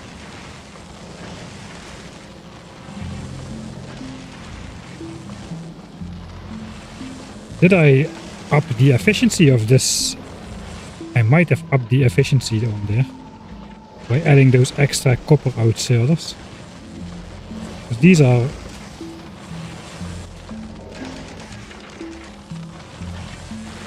No, they are not able to keep up. Or are they?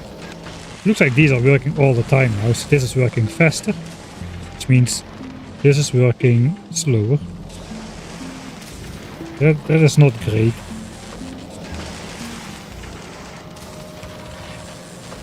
Then we do need another stupid thing like...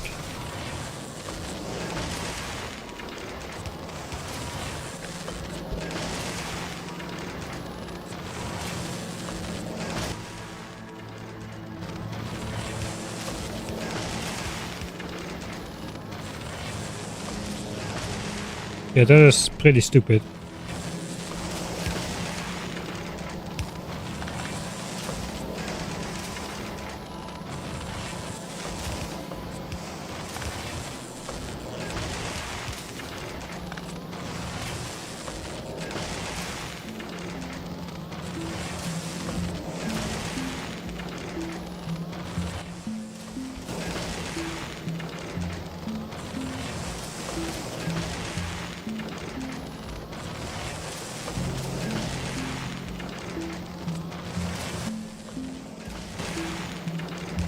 I guess we can add a yellow belt for fun.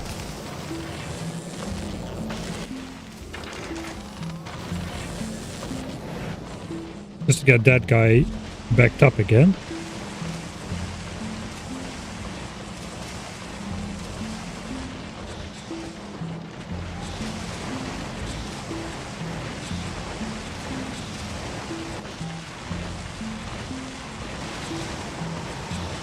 I'm not sure why that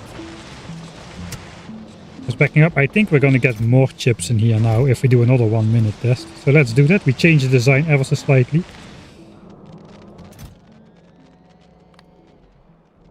Remove. Remove. 1 tick. Don't remove. Don't remove. 1 minute. I believe we're going to get significantly more than the last time. 7, so 732, we had 755 last time. I think it's going to be more now.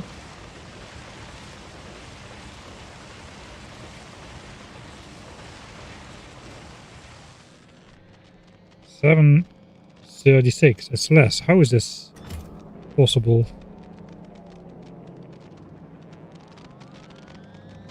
$7.36. There's 250 in here though. Let's look at chat.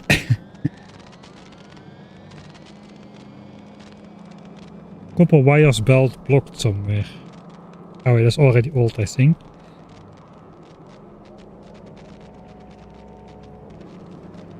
Random productivity triggers could have caused that. But I don't think so. Something is off.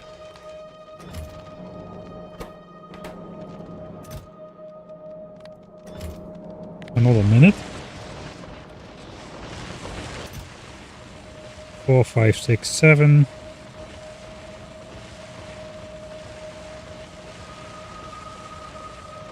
I deleted all the belt contents. Alright.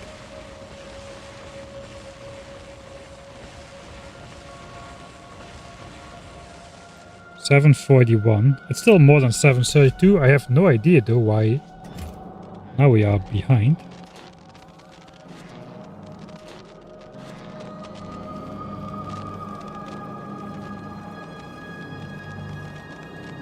So this belt has got a plastic on there for some reason.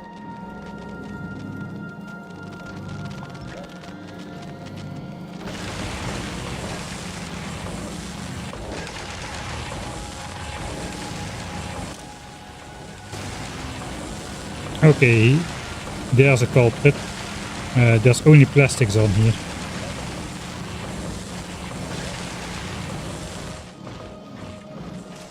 There is something weird with the plastics at some point.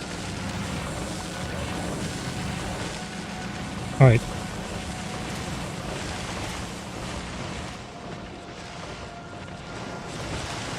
Okay, this is now backed up definitely.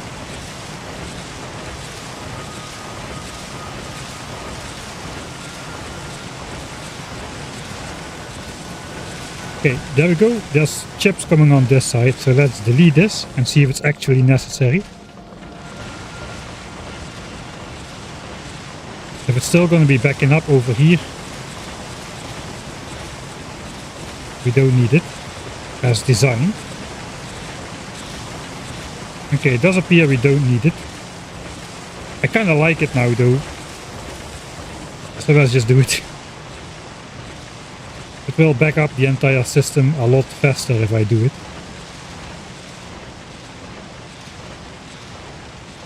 Alright, let's do the numbers test again.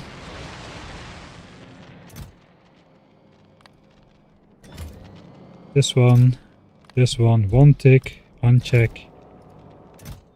Uncheck, 1 minute. Come on. You know you want to give me the more than 55 blue chips in the slot, please.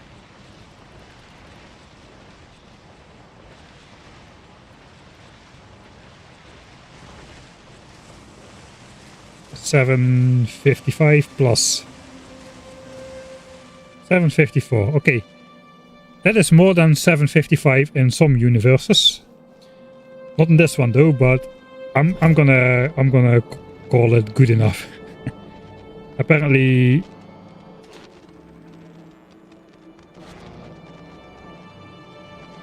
It's fine.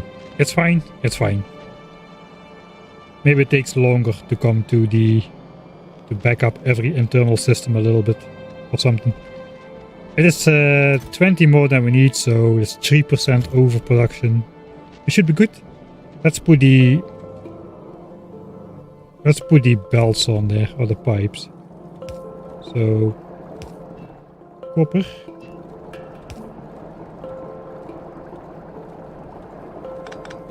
I think we'll actually do the Vulcanus design thing, where we just do the entire bottom.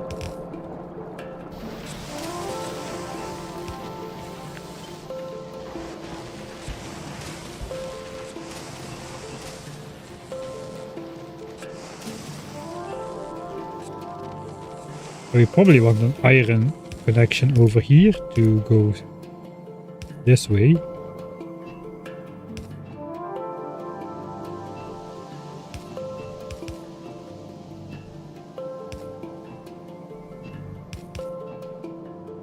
I guess we'll do this to connect the coppers.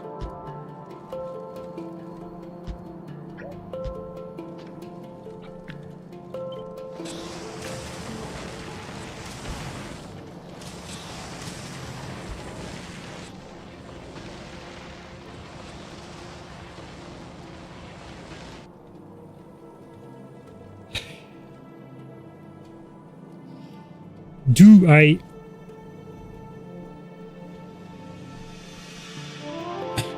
I'm the new outdoor boys, I'm more the indoor boys, at least for my YouTube channel. Outdoor boys was great though.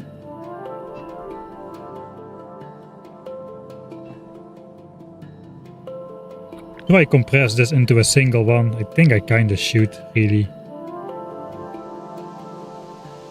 Right. Let's save here.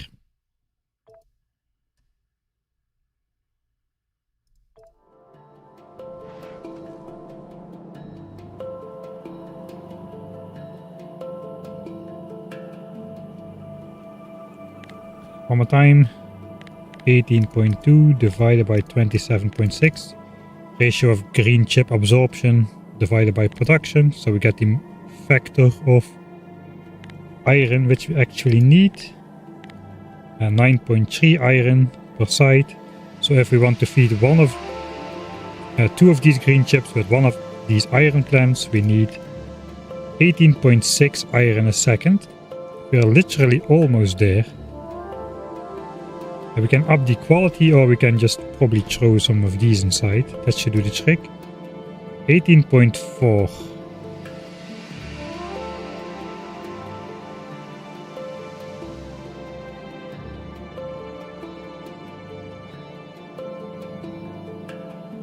We do want the belts to fill up, so that is not acceptable.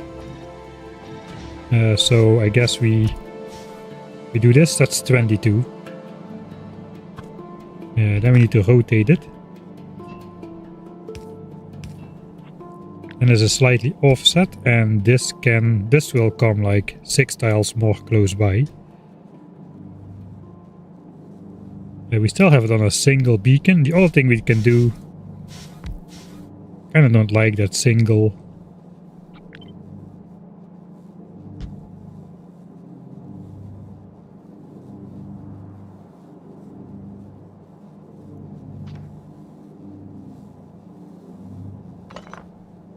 Ah wait, this beacon will become closer by as well. So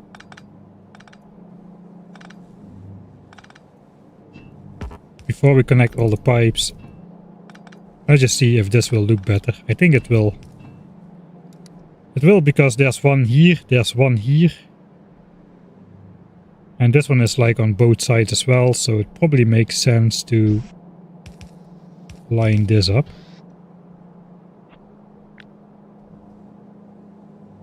And compactify the design a little.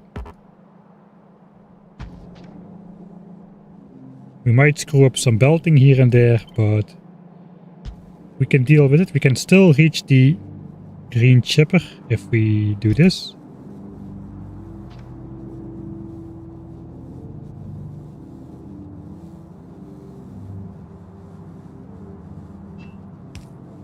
Kinda wanna do this then.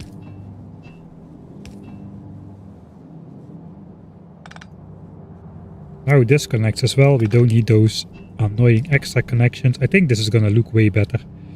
Alright.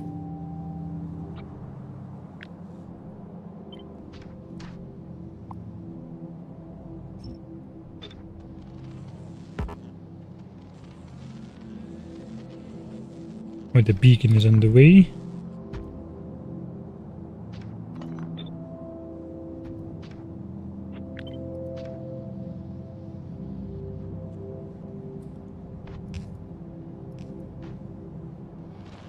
I think it looks better.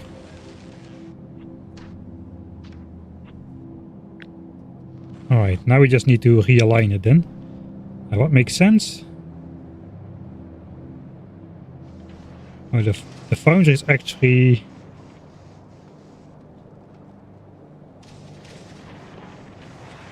The foundry width aligns exactly with the build below. So we could do it like this.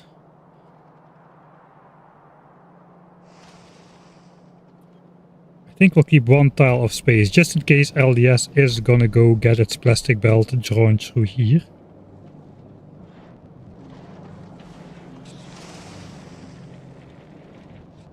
If we build LDS on the right side.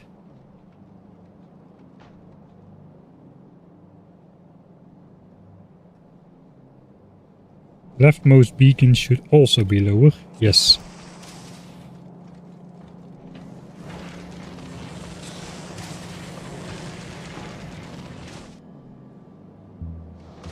Alright.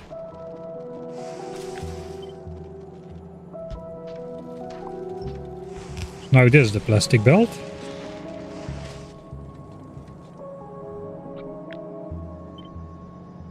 Oh, that's already done.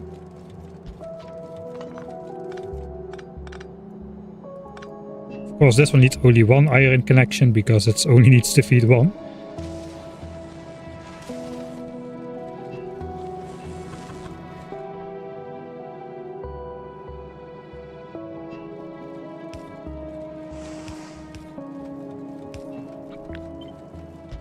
Alright. So far so good. We do need sulfuric acid pipeline from somewhere as well still. This can connect under here. That's the iron.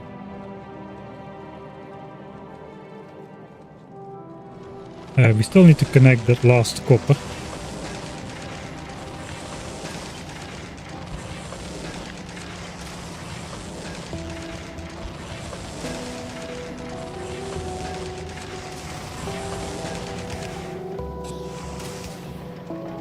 I think that's just going to go around the corner as such. That's now copper.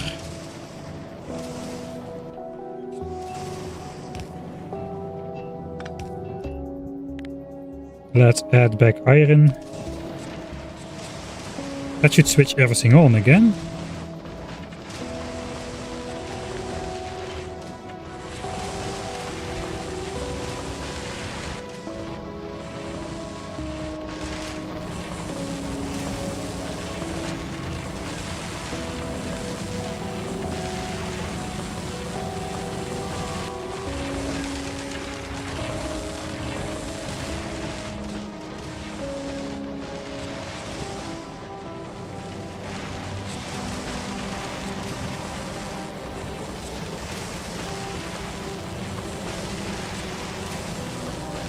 Alright, I think the sulfuric acid pipeline should just connect through here. Means we can move these back inwards.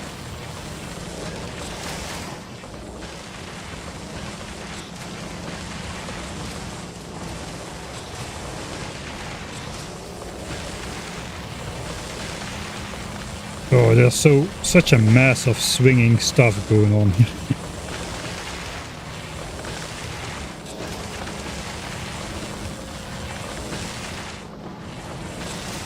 I think this connects as well. Alright.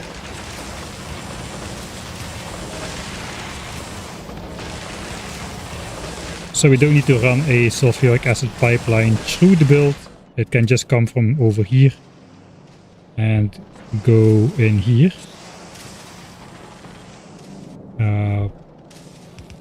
Probably next to heavy oil. Where is it coming from? It's coming from over here. It's going up here already.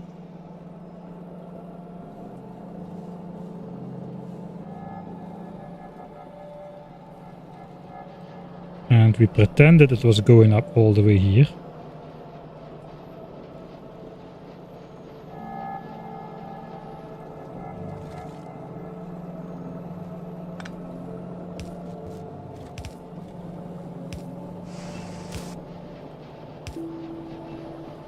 Looks like we have a diagonal pipeline on our hands again. That's not great, because it's annoying if you catch yourself in that while running, but looks like we're gonna have to do it.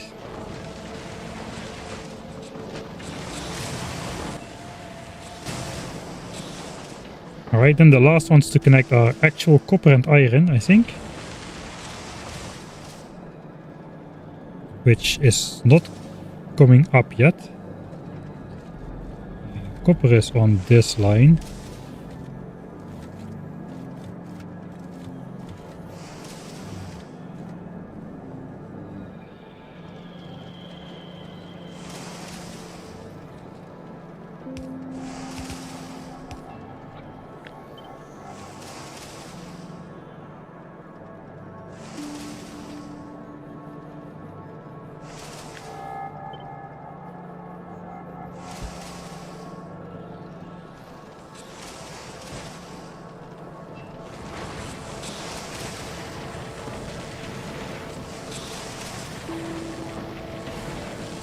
Yeah, this is gonna go away from the build as well.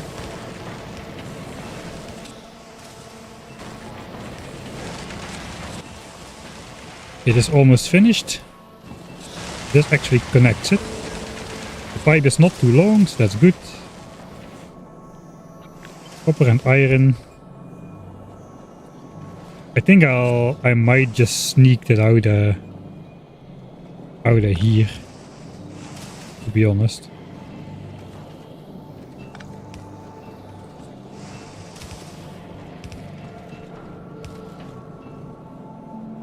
So we got iron on the inside, copper on the outside.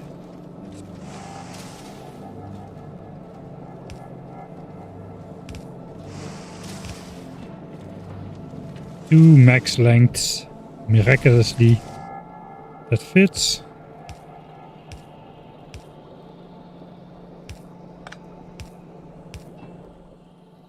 And that should be iron and copper actually connected. The infinity pipes can go.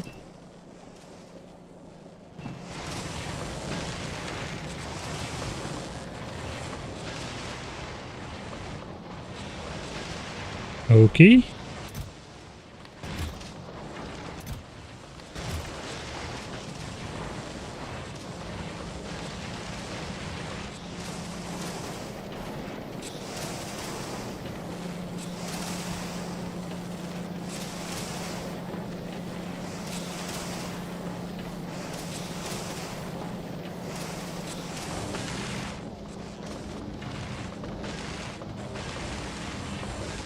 It's looking stellar. Still have the copper infinity pipe. Alright, I was looking for that guy. Forgot where I put it. I think I put it... Oh yeah, I put it here. Alright. Infinity pipe, infinity chest. There's still an infinity pipe. Okay, there's still one over here. It's not connected, but it's there.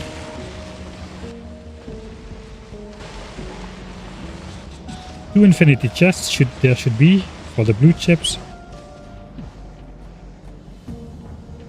Apparently we got one more somewhere. Right here for the bot frames. Alright, I think there's nothing being infinitied anymore. So guess we'll do another test, the final one.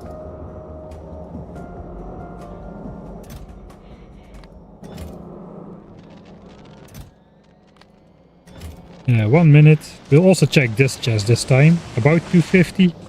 about 750, but at least 732, that's the goal. 32 and the mouse over one.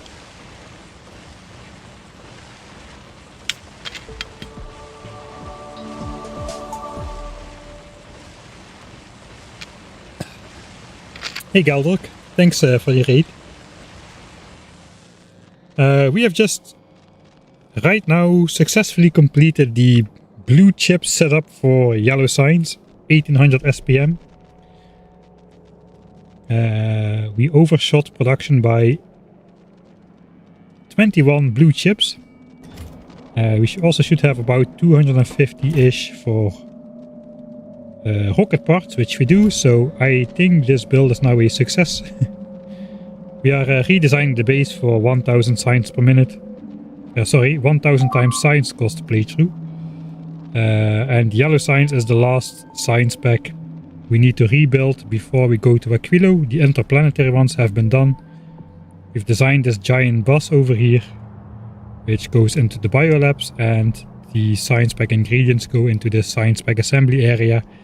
Then you just take your regular, science mixer from your blueprint book, that standard belt balancer book thing, and feed it in there. Now we just gotta place the low density structures in there as well. It is actually the last ingredient for yellow signs. We have got low density structures designed, we have robot frames, and now we have blue chips as well. Thanks, Galdok. It's the last iteration of the Nauvis base, so I'm trying to make it look nice with nicely filled up belts and whatnot, but it's taking its sweet time, of course. These were temporary things meant to do temporary stuff.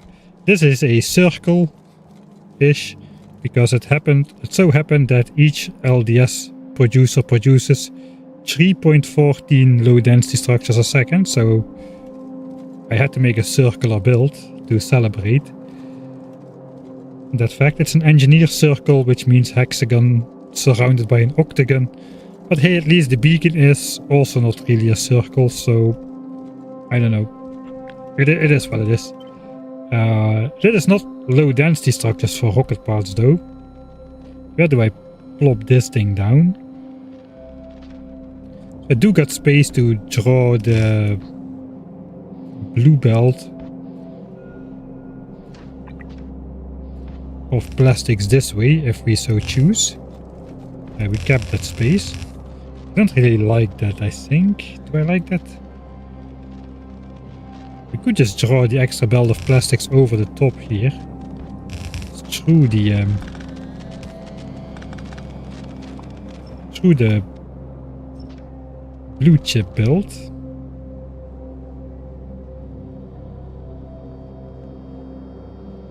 How about if the plastics just goes here and the steel goes up through here? Would that not be more nice? I think that would be more nice. Where is the steel going anyway? Now we have a calcite problem. If we do that, the steel needs to come out here then. So we can claim these belts for the plastics. We have two adjacent belts. It only fits two.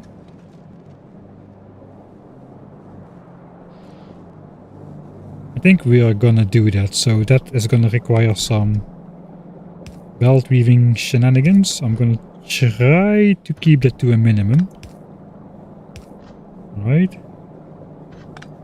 And do one more, so the new plastic belt will be able to get through here.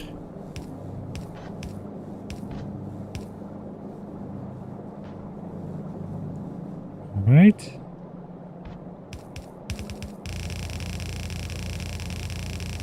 Right, it makes more sense if steel is flowing through there, in my opinion. So we can get rid of this. And now this is supposed to be plastics. Let's delete this entire line to clear the steel. And This belt should be rotated. One of these belts should be blue. I think we'll upgrade both of them to blue.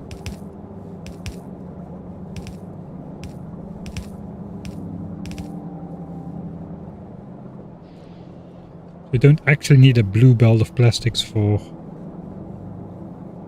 signs over there.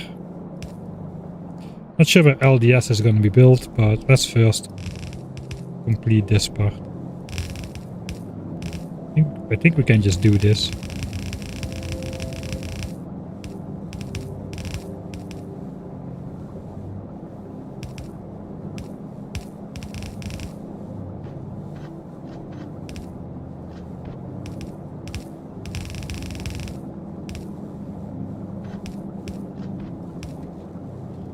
Oh, I wish I had added extensions mod with infinite inventory.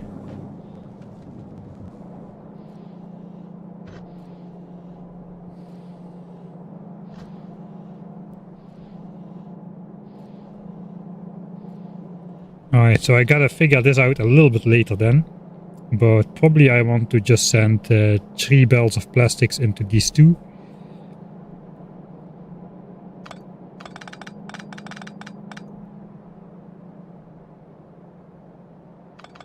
And then half a belt of plastics over there. The rest of the plastics goes all into these chests, up to 4 belts. So I can actually use those 3 full belts to...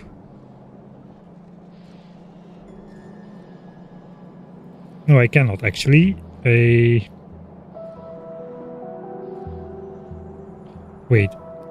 Half a belt? This is 1.5 belt and the other one was a red belt.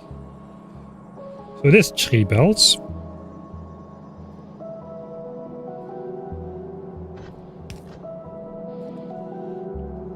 Just half a belt goes here and 2.5 belt goes in here. So let's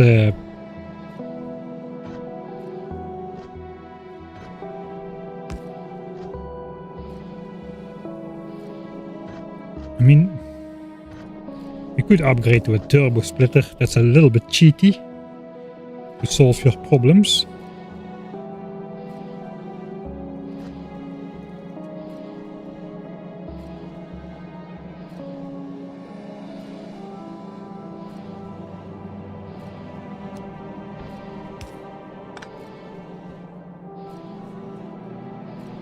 Yeah, Aquilo is getting close. I hope to be building all of this on Sunday.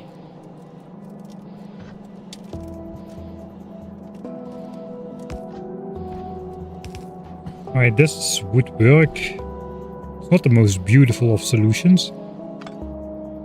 I guess this would work even better. Just upgrade this to a green belt. This is a red belt and it can become up to 2 blue belts.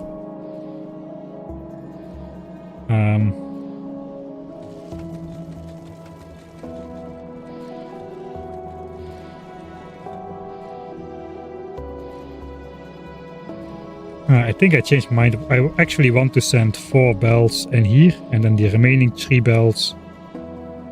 It is actually 4 and 4. Alright, let's do this. This belt just goes here. With priority. Okay, these belts are obsolete.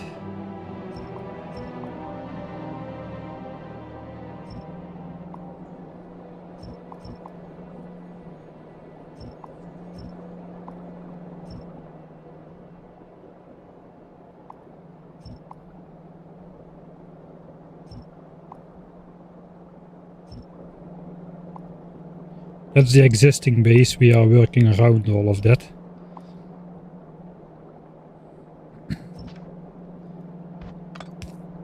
Alright, so it looks like that is gonna be how it is then. We do gotta put output priority on the right side, I suppose. Keep all the signs going.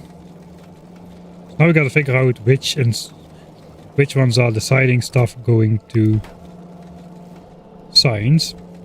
It is this one.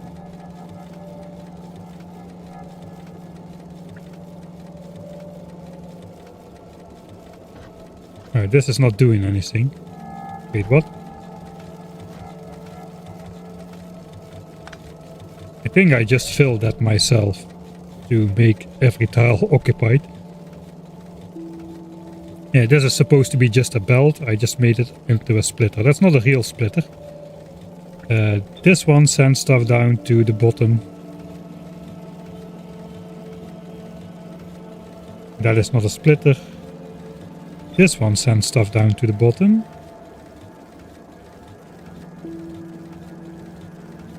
Suppose this guy sends stuff down into this splitter.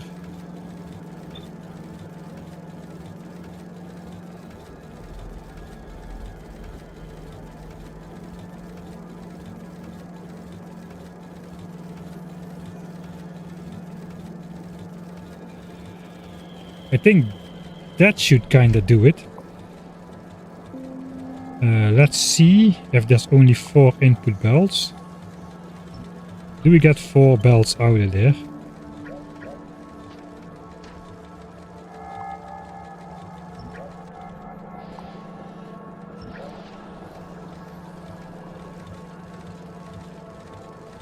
After the splitter empties out.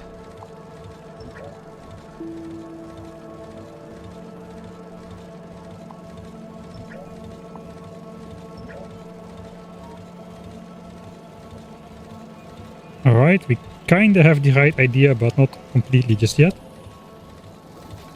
So, where is this coming from? It's coming from this underground belt.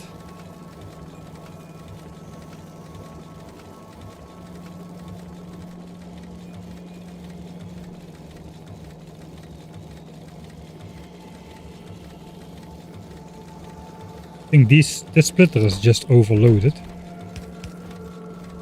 Yeah, we got two full belts coming in there. So we gotta send less to this guy. So maybe these have to be neutral.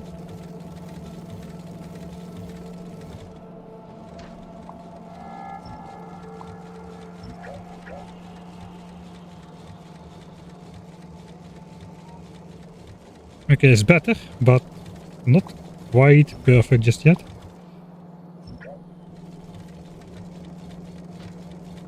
So what is going here is coming from this one. So this guy has got to output priority to here. And that will probably do it. I'm hoping.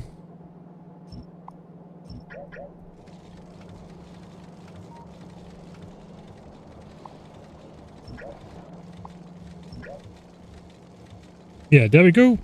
That's what we want. No matter which belts come in, it should go out there. So let's check if it's also the case if we input some other belts. Alright, so yeah, now we have made sure science is prioritized, and then the rest can go to rockets, into the rockets for Vulcanus. This is drawn from very asymmetrically, so we don't want this to be drawing away plastic from science whenever these chests are being filled again after sending 60,000 plastics to Vulcanus in one go. So, sure.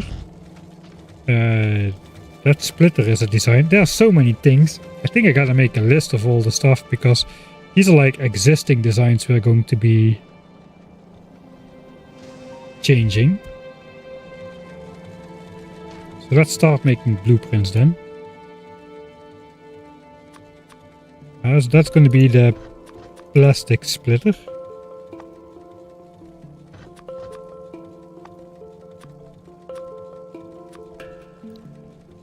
Plastic to science prio.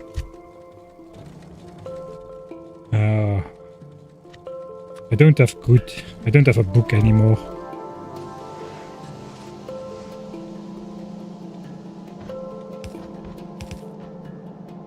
That is actually a red belt only.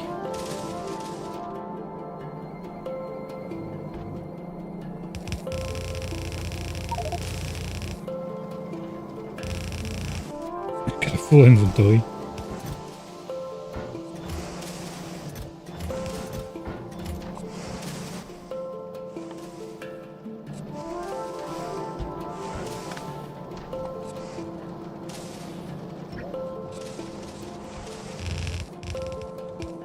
Alright, let's back into red belts.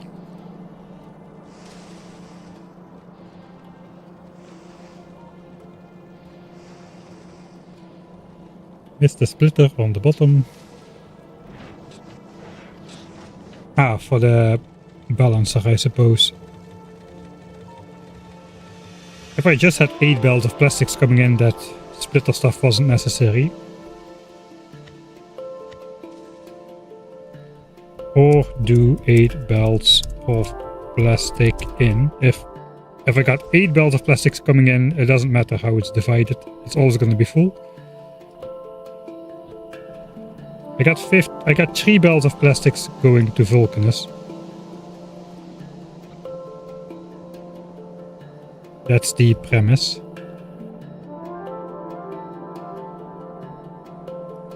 And I got 4 belts of plastic to fill those chests again, so hopefully that's going to be good enough.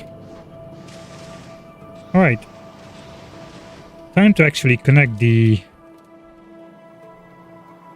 belts then. We got all 3 parts, so the robot frames was going to come out here.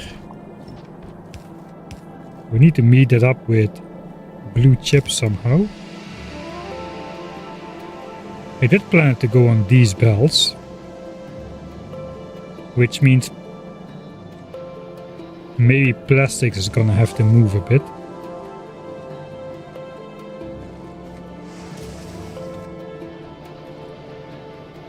As we could also just have steel come from the inside here instead of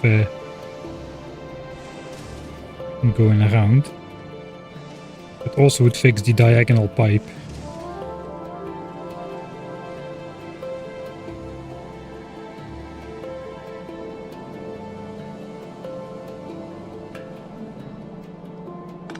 On the other side, does it really hurt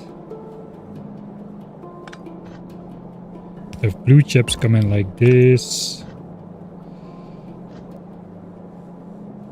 The other thing is blue chips kind of have to be on the right side ideally, so they touch the red chips because reasons, I suppose. They're both chips, they should be adjacent.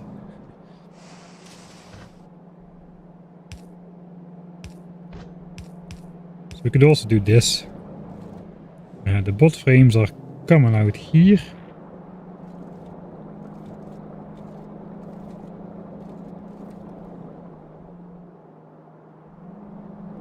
So they're on the wrong side of the belt as well.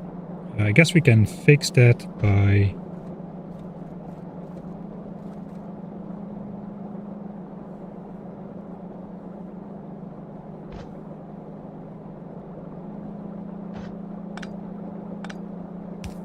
just doing this actually. That is gonna be the LDS belt though.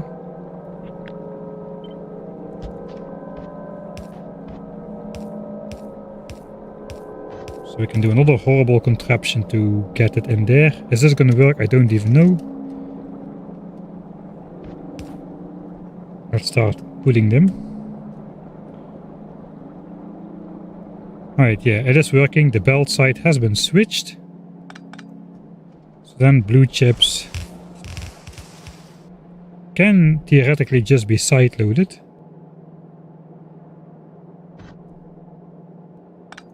And they are coming on the right side to do this.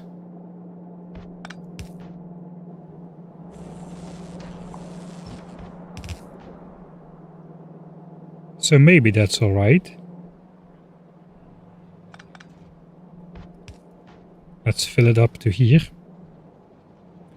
And then we just have the last question left of where is the low density circle gonna be. It requires some of the plastics which we just flew in. Does it fit in here into this diagonal shenanigans?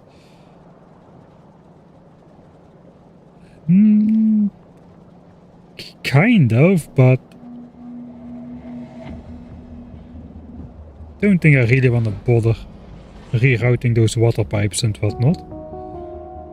So maybe that can scenically fit under here or something. No space.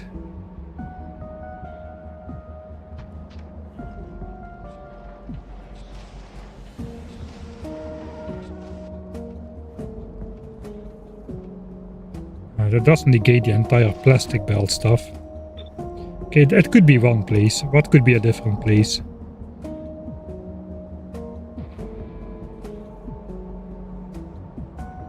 Could put it on top of this beacon or something. It also could be wedged in here.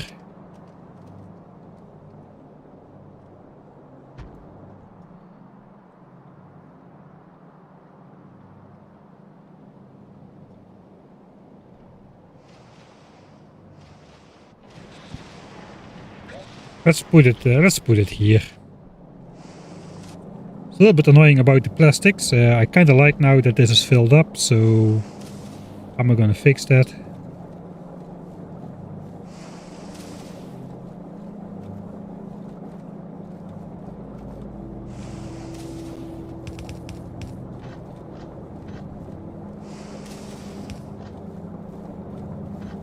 Alright, just ended in a red belt over there. I'm just gonna splitter that off, I suppose.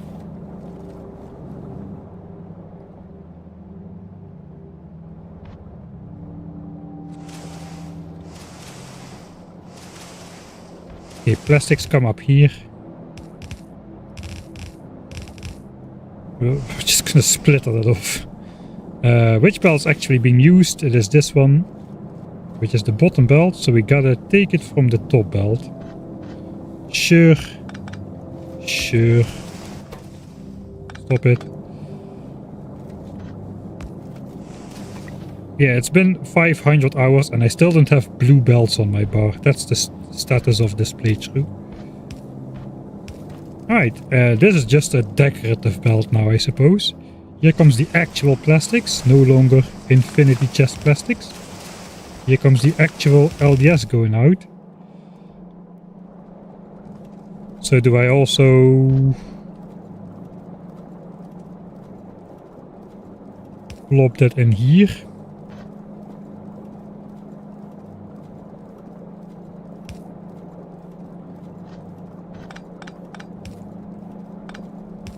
Kinda do not want to interrupt the military science belt. I think it would look the best if we brought it down here. You have LDSs on both sides.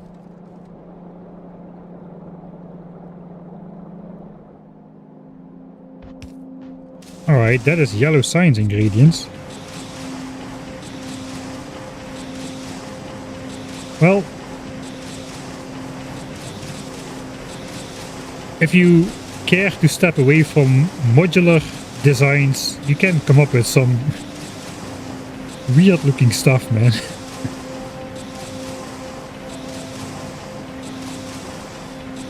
This is the stop sign of the playthrough.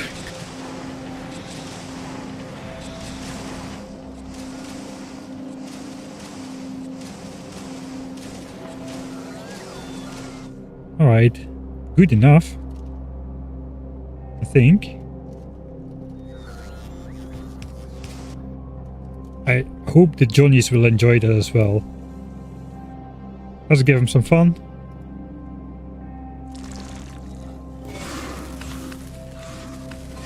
I think I'm not gonna make it.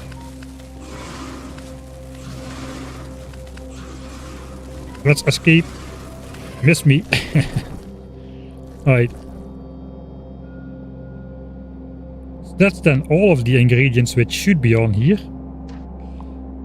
Which previously were in the infinity chest is completed. That is yellow science complete.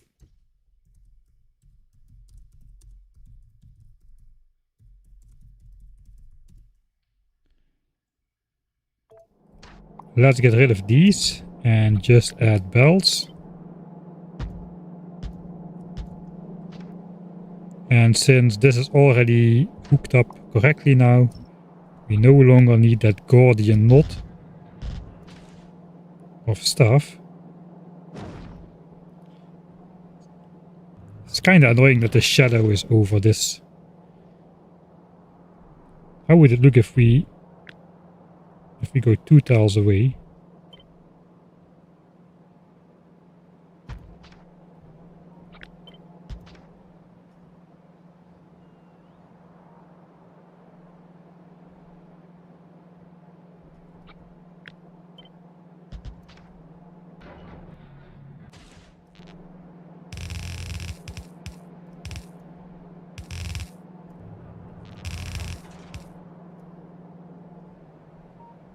That's not great. This could be alright to get rid of that shadow feel.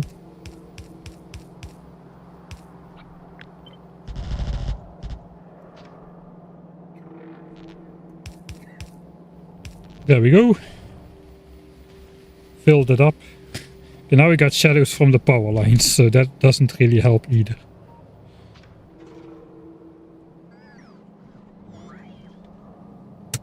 It's of minor importance. Let's not worry about it right now.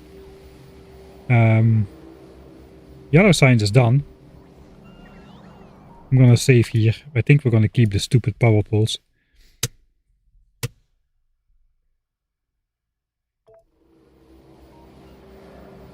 It is modular. I guess yeah, you can just plant multiple copies next to each other, but that goes for everything. Obsessing about power pole placement, I guess yeah, we got that one. You can check that one off. We do need to connect this to copper and iron still. We got that coming from the bottom here.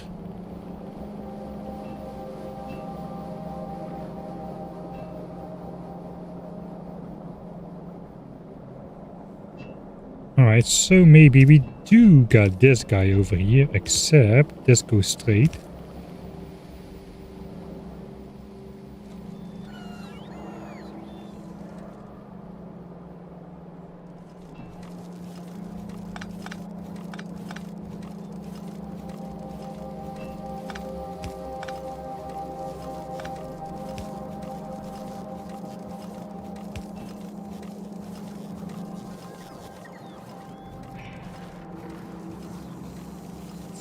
Not really possible to connect this because there's undergrounds there everywhere.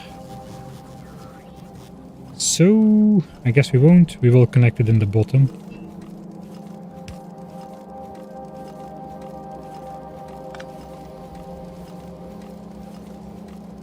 It's a little annoying. No. I think we'll just take these down.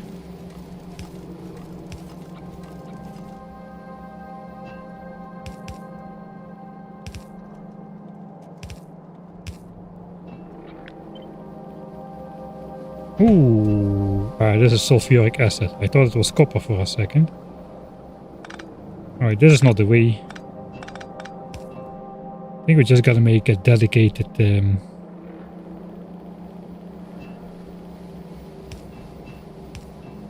dedicated ones. So maybe copper will be able to connect here.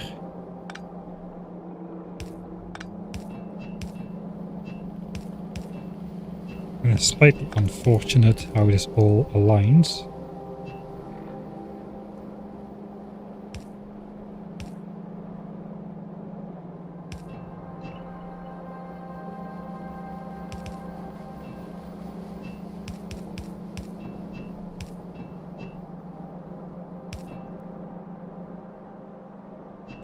I guess this one also has to do this then. That's not too bad. Iron needs to come from here and copper from here. That is not great. We can make another one in the back, I suppose. To have it align better. And copper could come from here and an iron from here. And this could be actual pipes. Solving the problem. Sulfuric acid is here, so let's do that here as well. And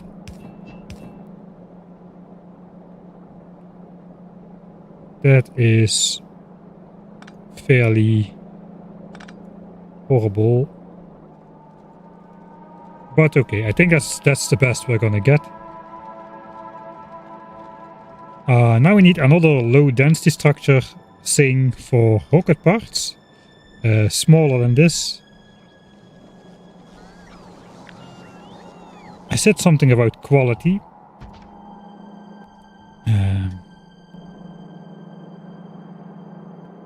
So now I want 250 a minute, because that's the new rocket part goal, which is 4.16 a second. We could get that from a single LDS plant instead of making the stop sign, I'm pretty sure. That's 3.14. 4.3. That's already enough. 10 plastics a second need to go in. Okay, we are not doing quality then.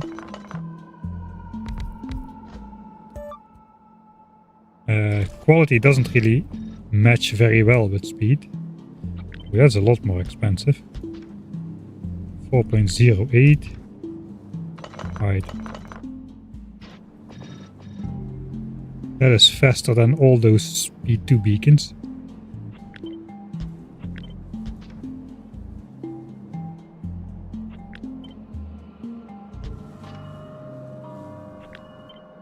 Kind of want to do it on a single one then.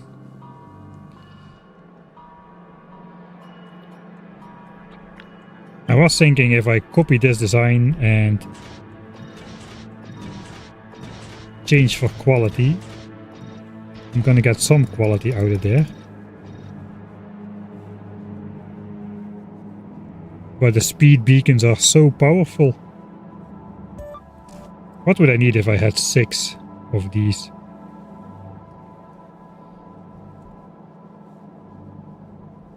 I would need to get 0.69 per assembler, so I do need a beacon, but I could probably get away with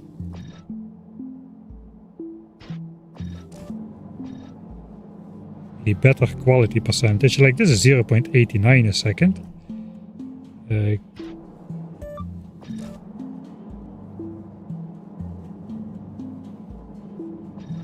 Quality 10.9. Quality 10.9. And the quality penalty is the same, so we can put one Mark 1 speed module in there. We are left with 10.9% quality instead of 12.8. That's only a very tiny deviation. And we're still fast enough. We can even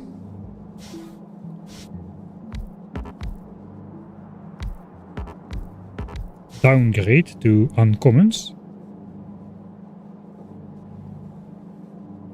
No, we can't, because of the quality. We're gonna be having 10% quality results, so we should be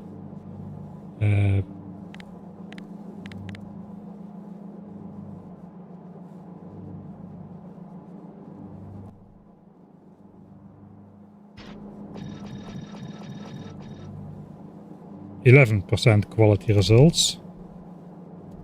So we should have 0.78 a second. So this is probably good then.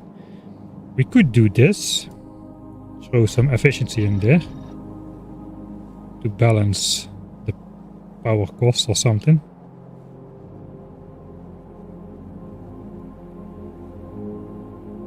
It's more expensive in terms of plastics, copper and iron going in, but we saved a lot more copper and iron by going Mark III productivity. I calculated this around entire Mark II productivity. In fact, we can upgrade these to Mark IIIs as well. So I think we do have the leftover quality, the leftover plastics and copper and iron to make some qualities out of this. One issue though is quality can back up, so maybe I'll build both. Prio input from here, but if this backs up, then we'll be using that one. It's maybe not a bad idea. We can actually plop this one down right next to here, I suppose.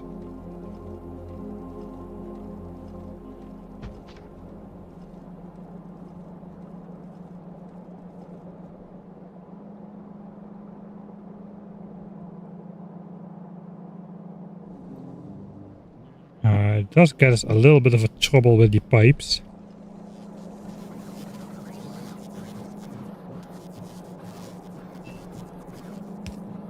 And we could do this if we flip the entire thing. Now this is copper.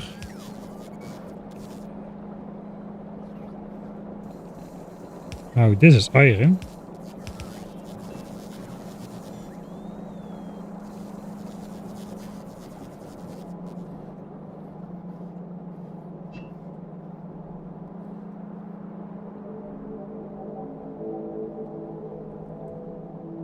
Oh god, I don't really want to mess with the...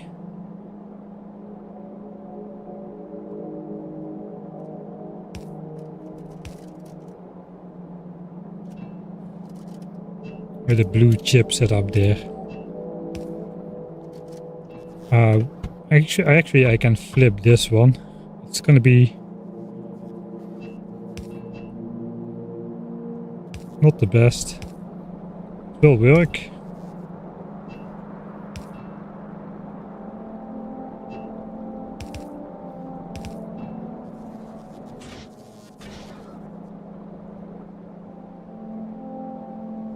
And then we just need to send another bunch of plastics in. Forgot about the plastics for those. That is 10 plastics a second.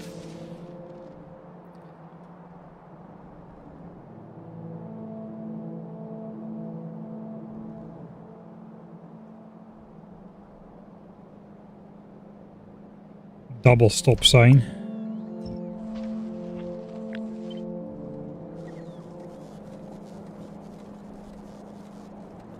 And that one cannot fit symmetrically.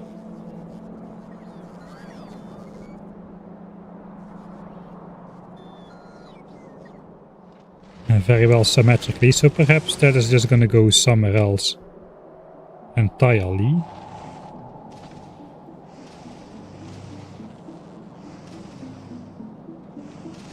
We should still have plastics left over. So we got 4 full red belts, right? So that is 90 a second. I need 75 a second going in here, maximum, because it was 1 red one and 1 blue. So that's 75. We have 15 a second left over from over here. So technically, I should be able to leech off of this belt over here. We'll put input priority on this bottom side.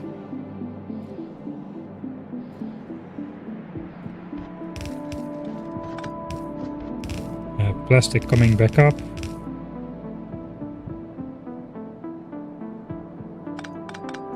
This is only grabbing half a belt of plastic. So with output priority on sign still. We should be able to feed 10 plastics from this belt. In fact, if I upgrade this to a turbo belt, I should be able to just draw the plastics off of the end here. Fairly horrible, but doable. Let's do that.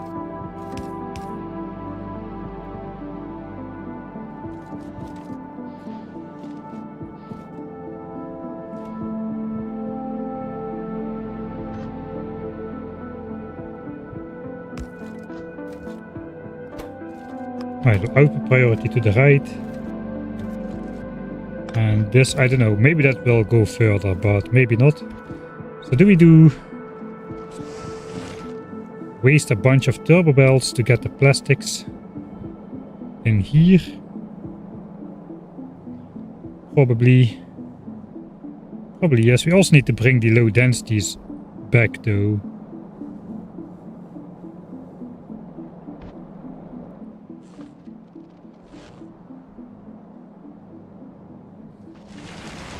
They could go on this belt over here.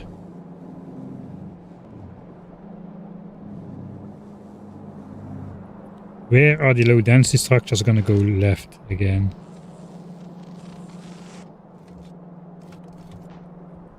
The blue chips also still need to go out somewhere. And then that belt needs to go up to fill these chests up here. Somehow, if we keep that system the same there. I think we do though. So...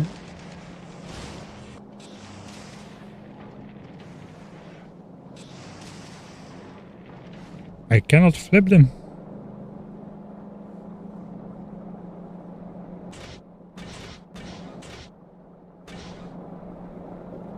Ah, wait. I see what you mean.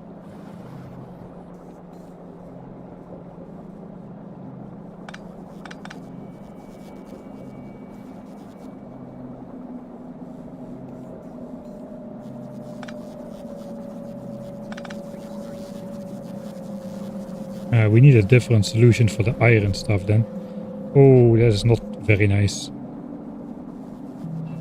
I cannot flip them. So do I mess up the inner structure or the piping shenanigans?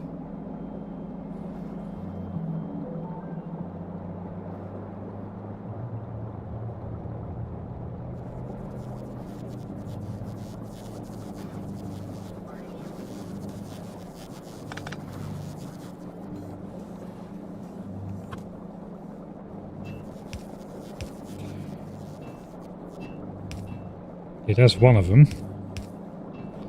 How do I get iron in there without it looking completely and utterly horrible?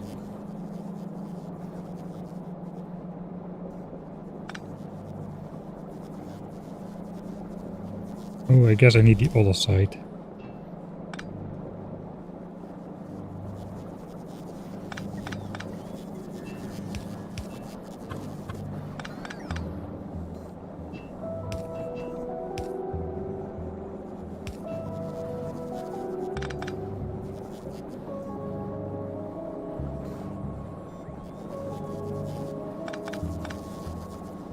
We can keep this here for symmetry.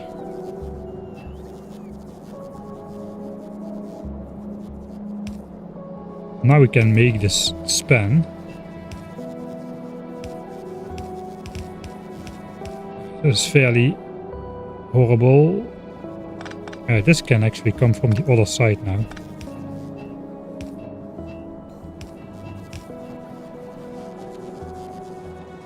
That's the same. And then this can come over here.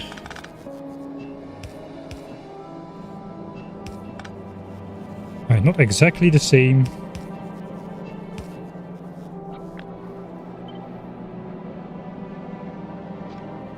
But almost the same. This is in the way anyway.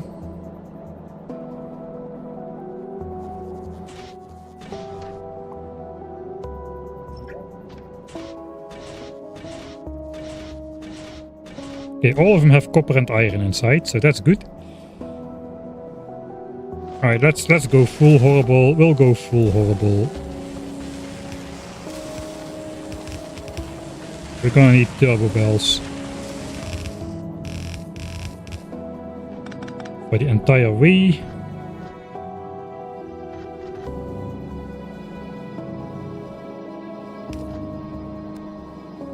Of course.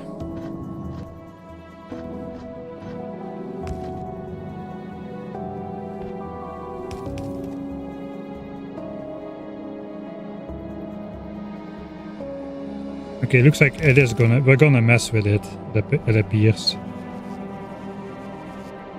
We're gonna keep it a blue belt because the other one is a blue belt as well.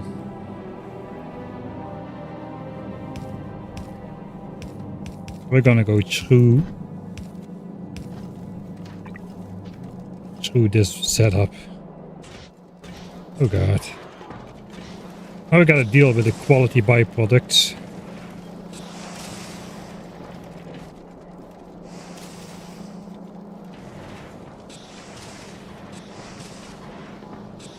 I don't want bots in this area in general, so I guess we'll have a quality byproduct area just at the rocket silo itself.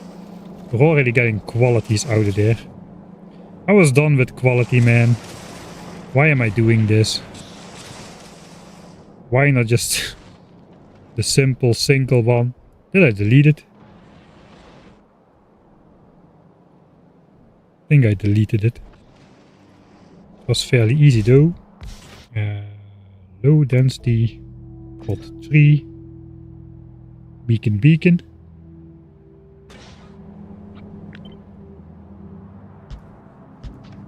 And we're there.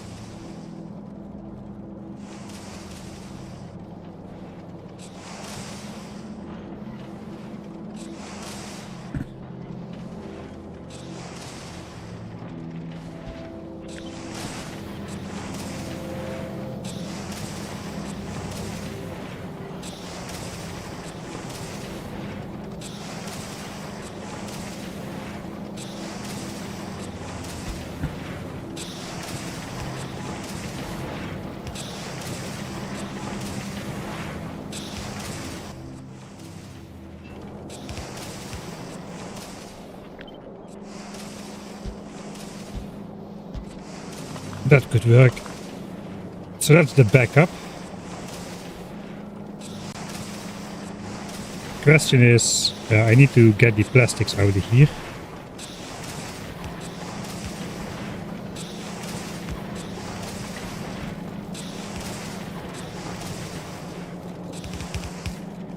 And we need to fork in 10 plastics a second. 5 inserters.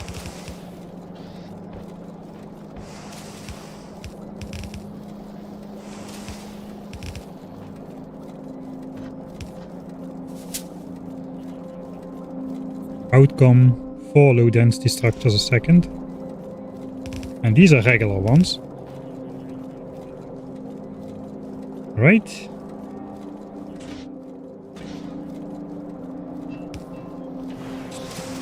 That's the backup.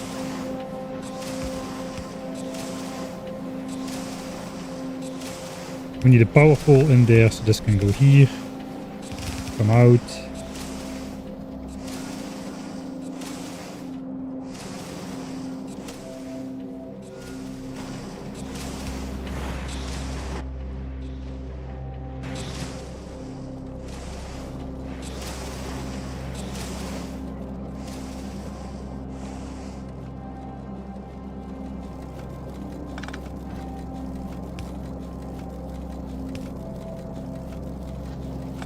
I guess we do want this to come down. That is too far even for a green one, I think. Yeah.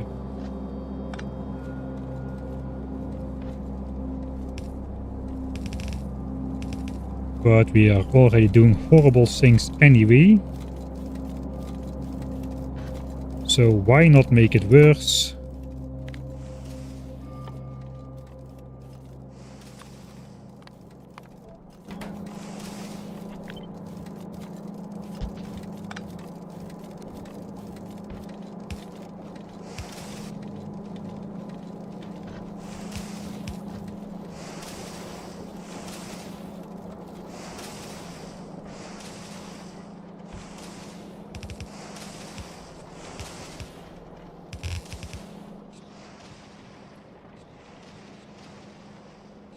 Yeah, it's not great.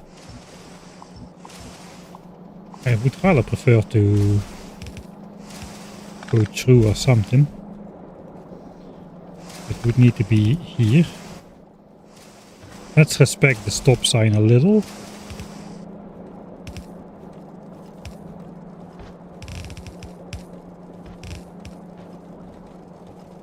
Oh, that is pretty bad. Yeah, that is pretty bad. Alright.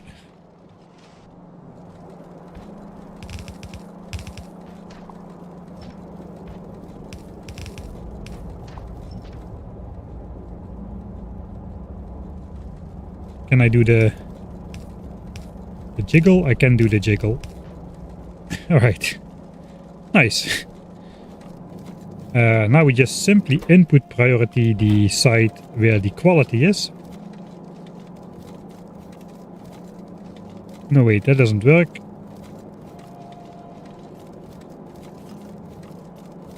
I need to filter out the qualities before that even.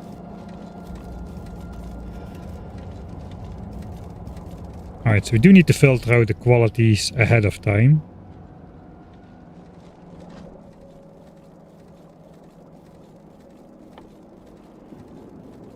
Sure, then. We can have a quality storage area up here.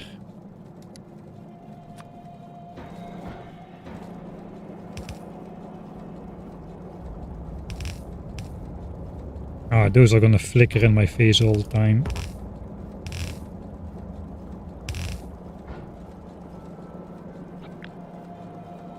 "28 chests, that means 3 of them should be.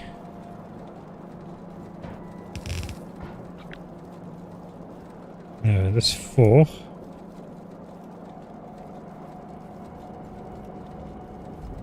For the qualities.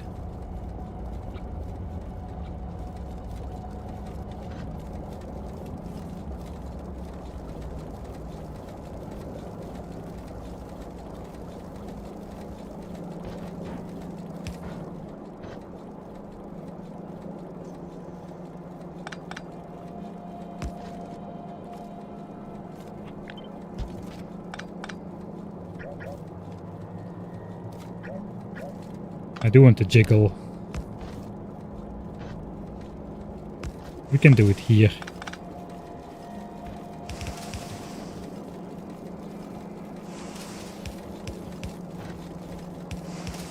Just output all the qualities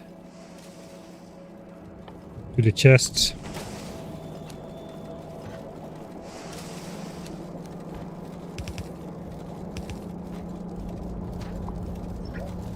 All right.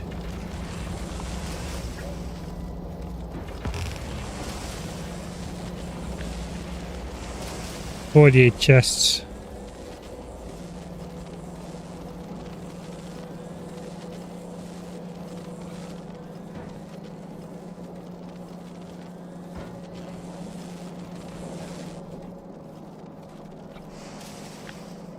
Yeah, 1 and 10. I need then 5 chests.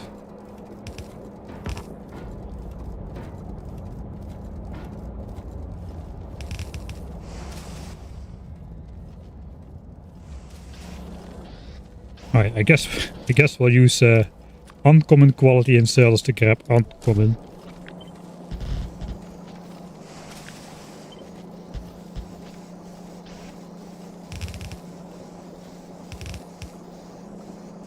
Quality low densities.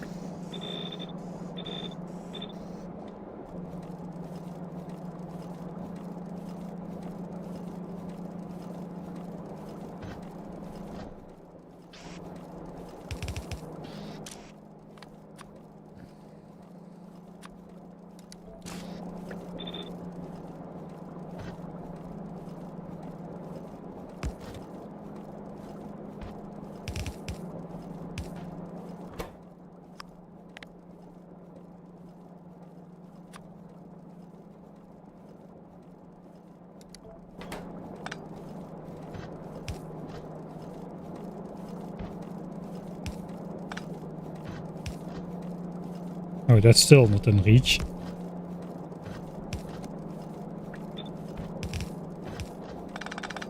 Sure.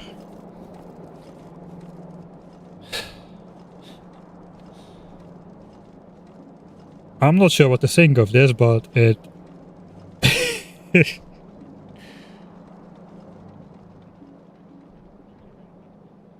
Oh god.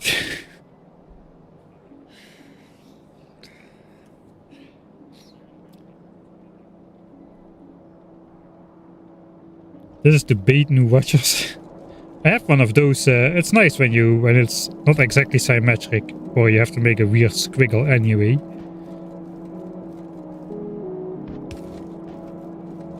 Alright, so now it means if this ever backs up, then we're gonna start drawing from this belt.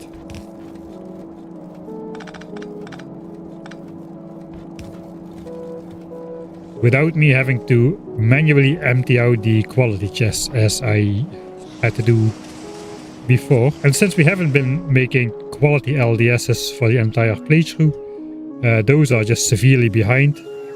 And we have some impressive spaceships to make, I suppose, with for the Aquilo and the Solar System Edge, and who knows, maybe even beyond.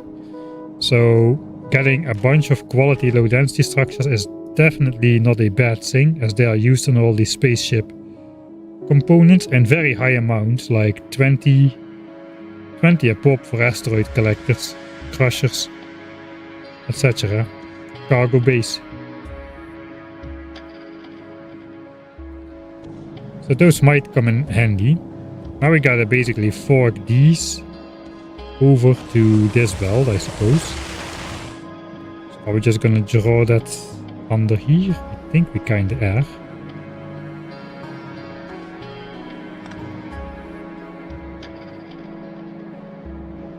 We can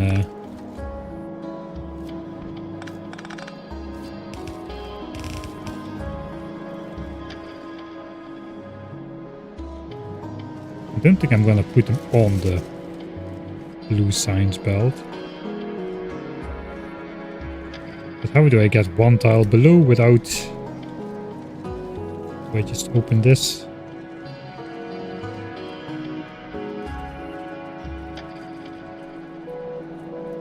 I guess we can open this instead.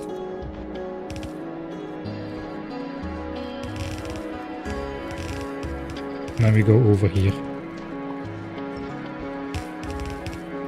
So now we can just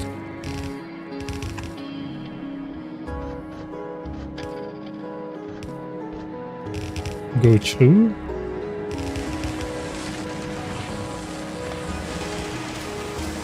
Until we reach over here.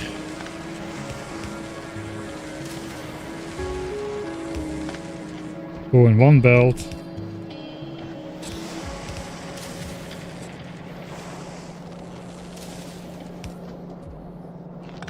Come out. And that one goes up.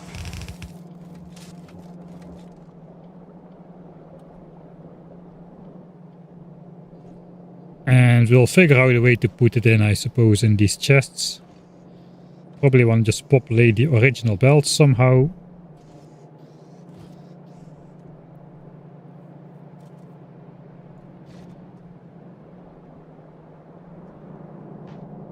Oh wait, these are the original belts which fed...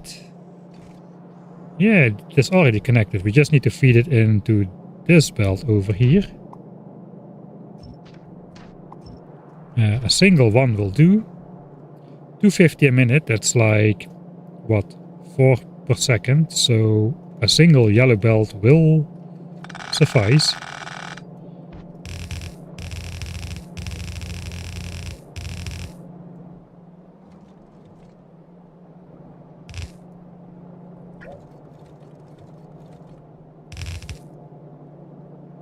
Yeah, this is enough. I'm not really sure it should go right here.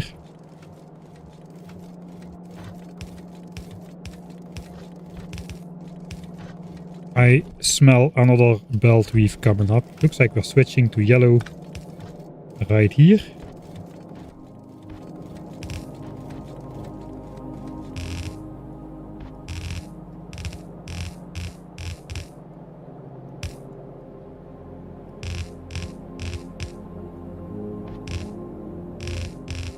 Yeah, we still have to clean up all of this area.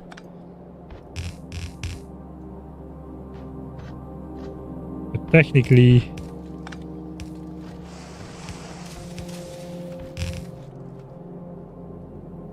that could be how it goes.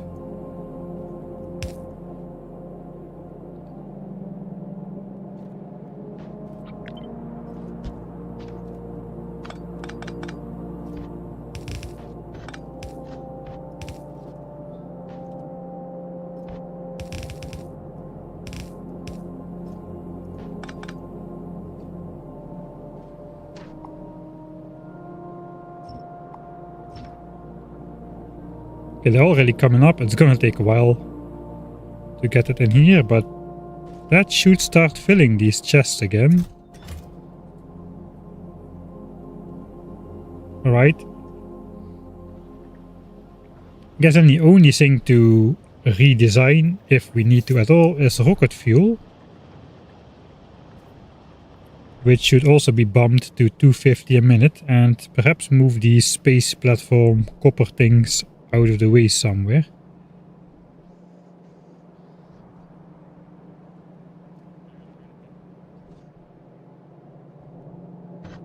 We could take a green belt and plop those like in the forest somewhere. Up here.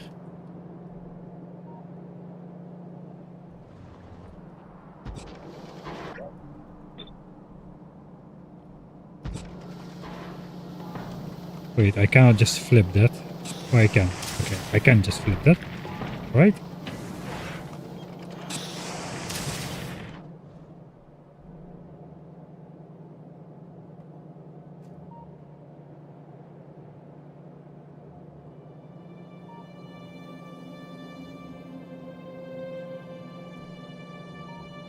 So something like that is viable.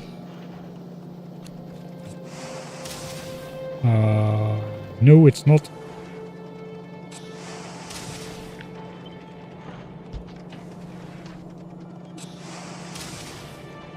Not even sure where this pipe is going.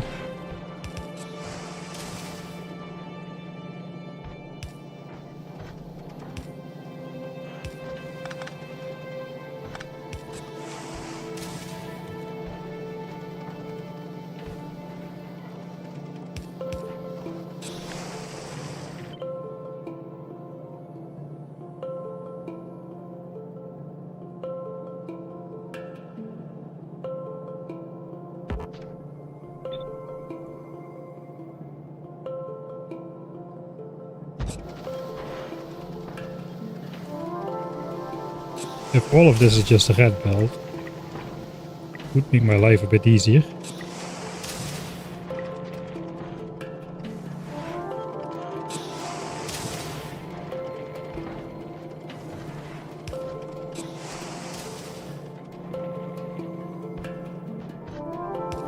So now I can simply do this, I think. And we no longer need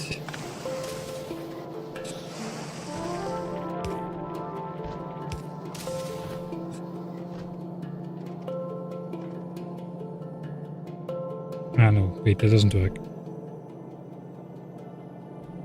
Can I even make this before I start? Yeah, we can, alright? We can.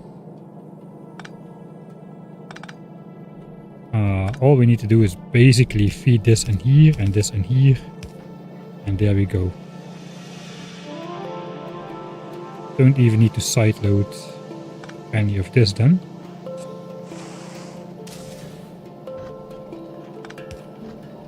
Alright.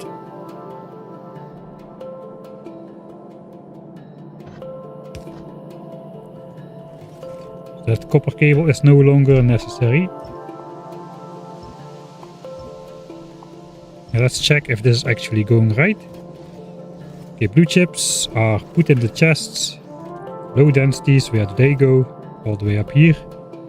All the way through here next to the old ones and in these chests. So all of that is working.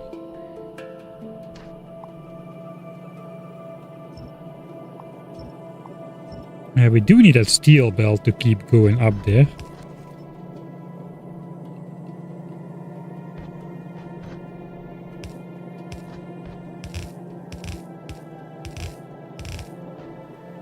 just to clarify the plastics.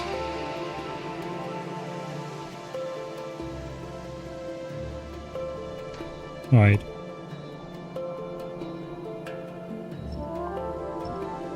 So that part is gone. We do need to grab... Okay, this can go. But we do need to get copper up there to go into these guys.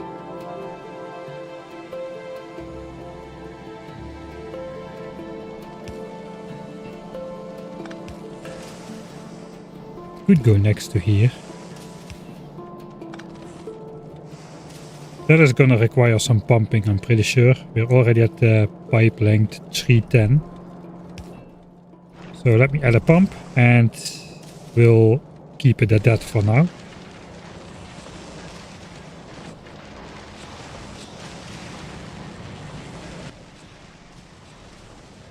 Yeah, we got a 250 for rocket parts.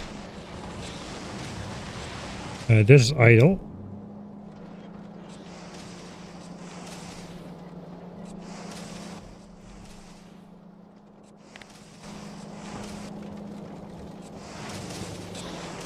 Ah, wait. Of course, both of these are gonna be active.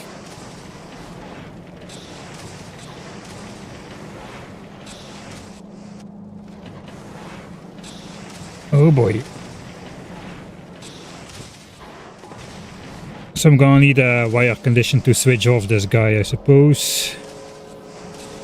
I want that to be automatic though. Alright, so if this entirely backs up,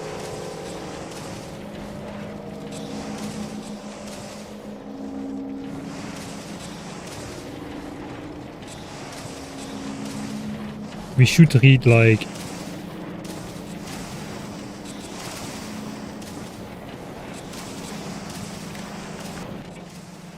so read belt, hold. And there's gonna be quality on there as well. God.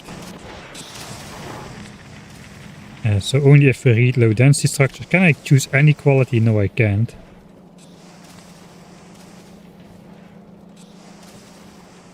And then this is not gonna be reliable.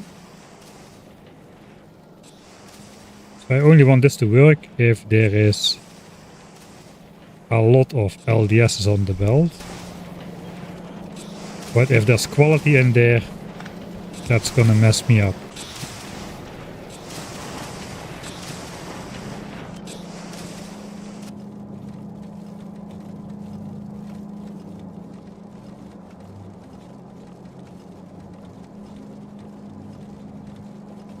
You can do a belt crossing with a splitter.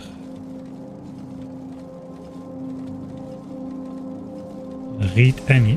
Read any. But it reads any item individually, right? Yeah, let's check that. 3 normal ones and 2 quality ones.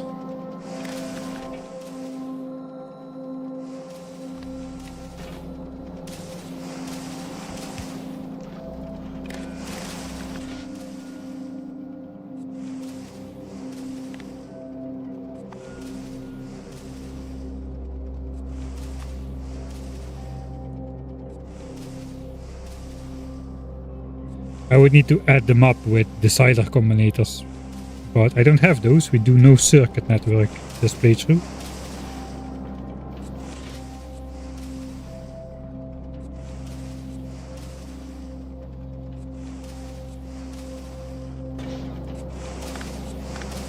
Right.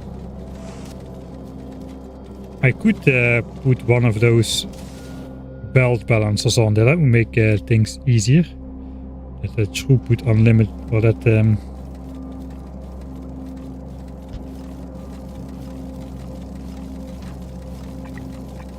which makes sure we're grabbing from both the left and the right side by side loading.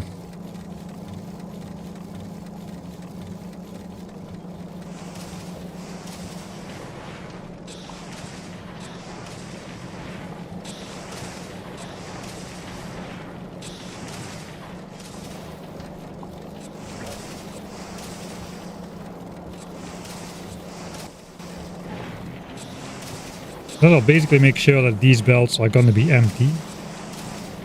So maybe then I can read it.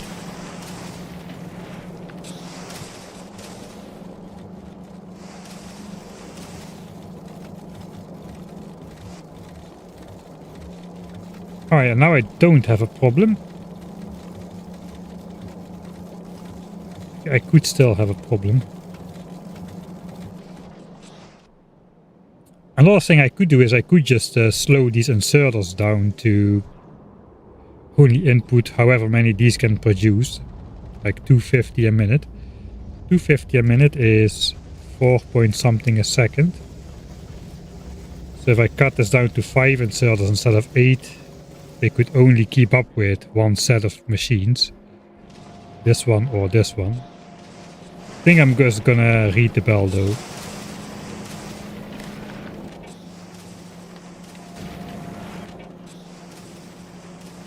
Alright, so now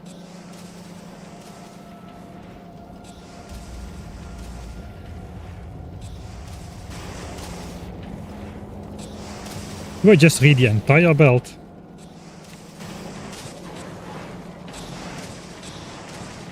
It looks kind of off with the other one next to it.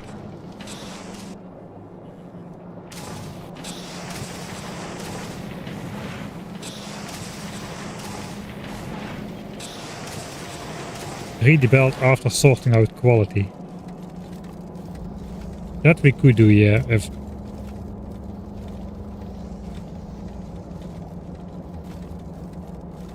it's too far away though. I don't want an entire green wire to go across.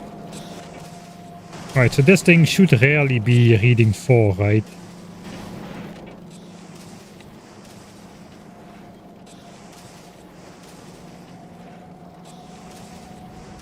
Okay, it sometimes reads 4.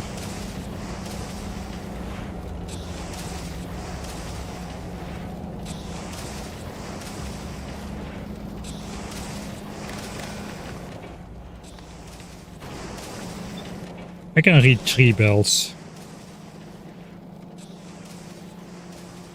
14, 16.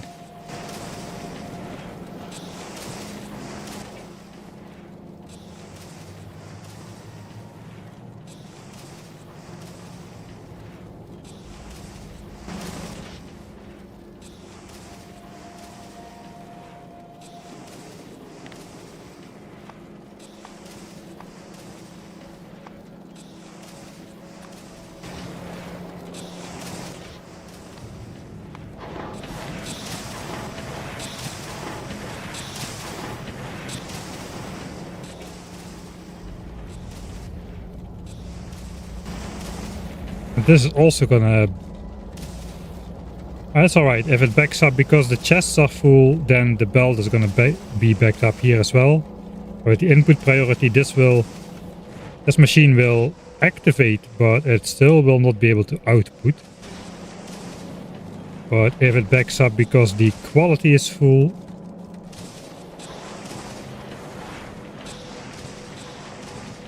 I think we should be good. Let's pretend that we are actually putting stuff in here.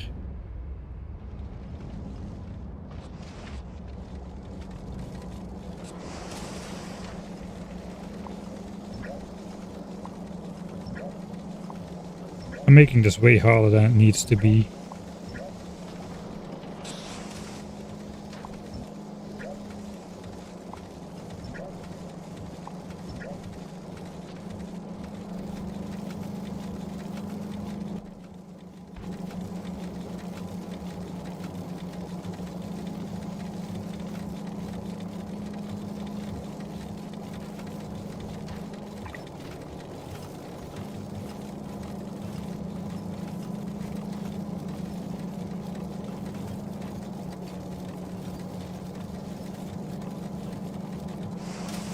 Making this a yellow splitter should slow this down a bit more even.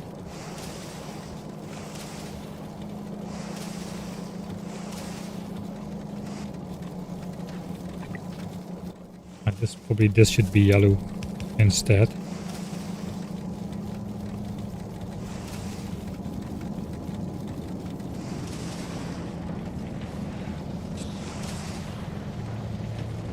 Alright, so now it's flowing.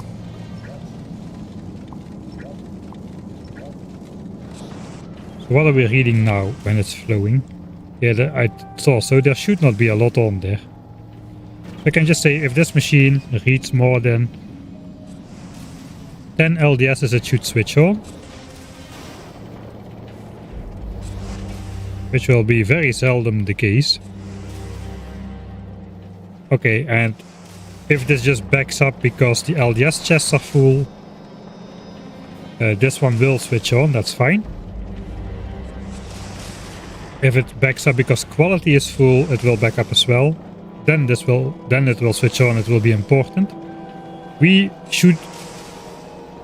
I think we are in the, not quite in dream luck stage, but if I get 14 quality items on these 3 bells, against only 10 normal ones, that is gonna be up there in the regions with dream luck, I think.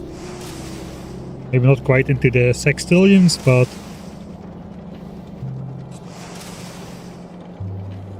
I'm gonna say it's somewhere between like a billion to a trillion to 1 against to get 14 qualities against 10 normal ones. Maybe I'm underestimating that, but it doesn't seem very likely, and it only needs to trigger once, basically. When the quality chests fill up, eventually. If they ever fill up before we leave the solar system, that is. So I'm spending way too much time on this. This is going to be good enough. Alright. It is just a one-time catch for when the quality chests fill up, that it switches to this one. And I don't want this one to contribute. Unless these bells are backed up, basically. So this should achieve that. I'm pretty sure. Right, 2 stop signs of LDSs confirmed. Now we need rocket fuel at the same 250 units a minute. I see, what are these currently doing? 0.08, I think that's exact. So we need 52 of them, about. 30. And 30. Is this already enough?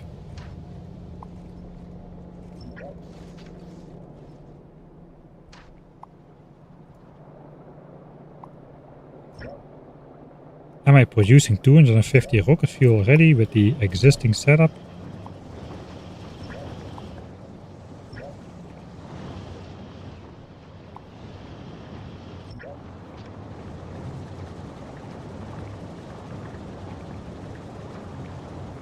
Then I don't think I'm going to be changing it if this is already good.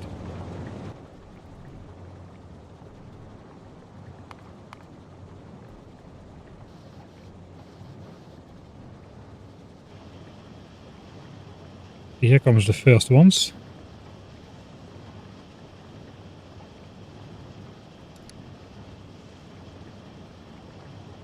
Let's get the 1 minute production graph in there. That does look like it's gonna be more than 250.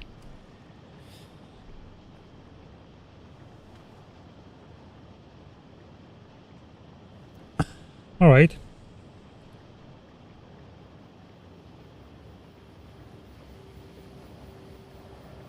So it doesn't need to change. Can I tidy this up? Oh, I can. We can just make a double line.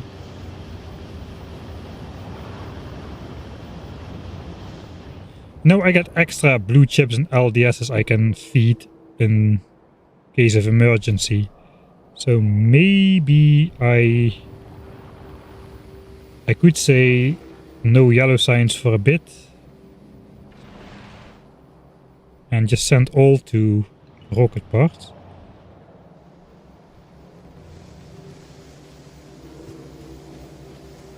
Can make these inserters faster. 8 inserters times 1.34. 10 items. Okay, if we make these rare inserters, we can fork in over 600 items a minute with 8 inserters. So I might as well just copy this line all the way down, since there's nothing here anyway.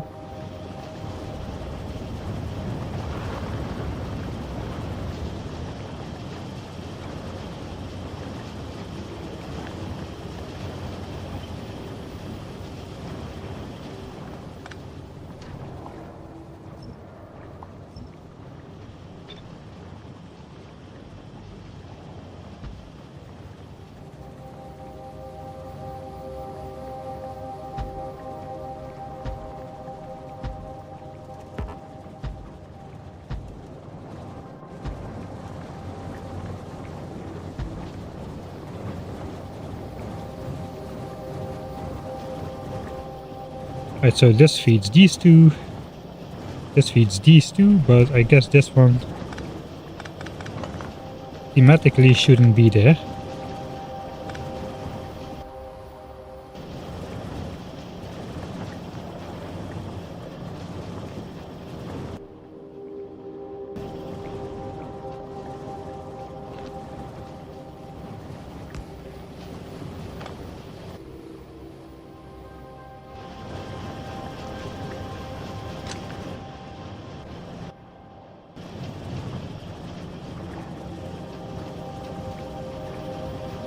Oh, all of these are horrible.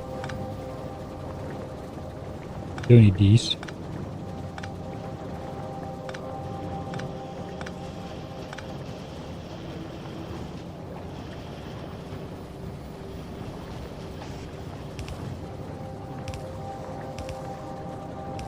So that should be probably well over, that should be 500 rocket fuel.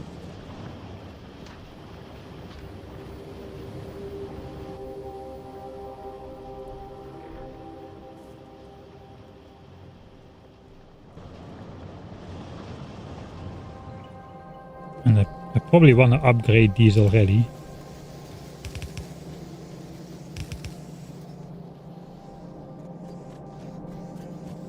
Okay, those are already upgraded.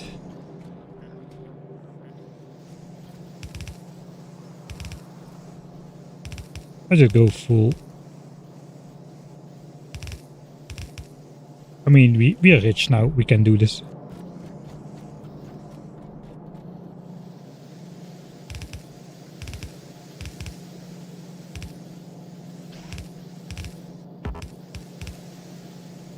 I think something is wrong with the rocket fuel build. Maybe we just don't have enough light oil in here. Okay, yeah, we don't have enough light oil in there.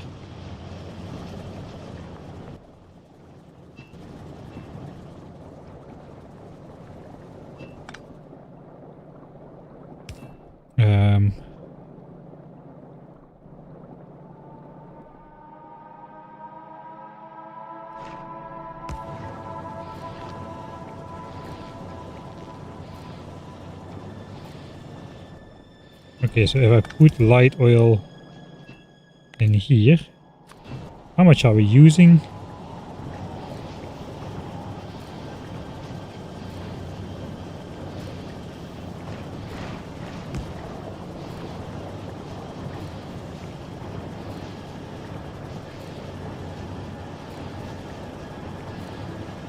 About 800 a second, so it's less than a normal pump. Question is then, how much light oil am I actually able to produce over here? I think it should be more.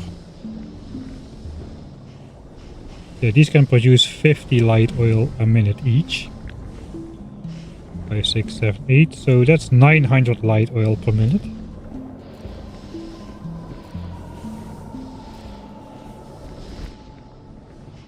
But that's only true if we're consuming petroleum gas.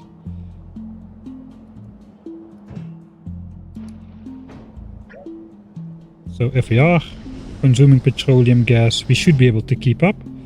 So let's delete the infinity pipe.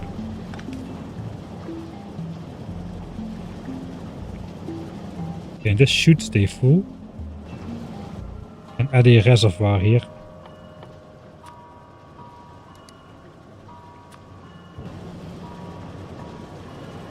Just to sea. Up here, perhaps.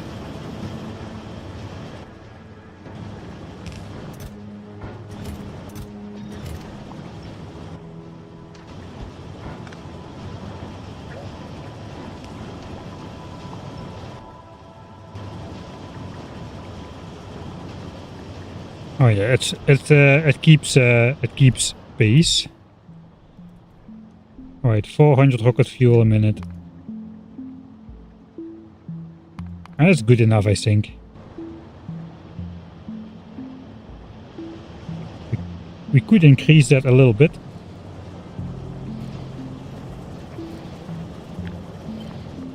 So this does 1.6 solid fuel a second and these absorb 0.8. I did notice if you do this with Mark II productivities, it also absorbs 0.8, but it gives you 20%, I guess 36% more rocket fuel.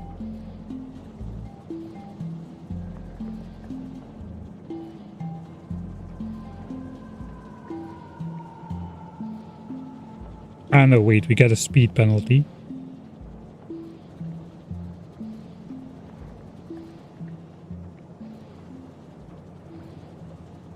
It should be 36% more. So we can always, if we still have not enough rocket fuel, we can always do this basically. And still have this guy be able to supply these two, and these will have productivity bonus on the rocket fuel. Probably not going to work like this. Yeah, this is too slow. But the Mark II productivities are exactly okay. So we have options there still.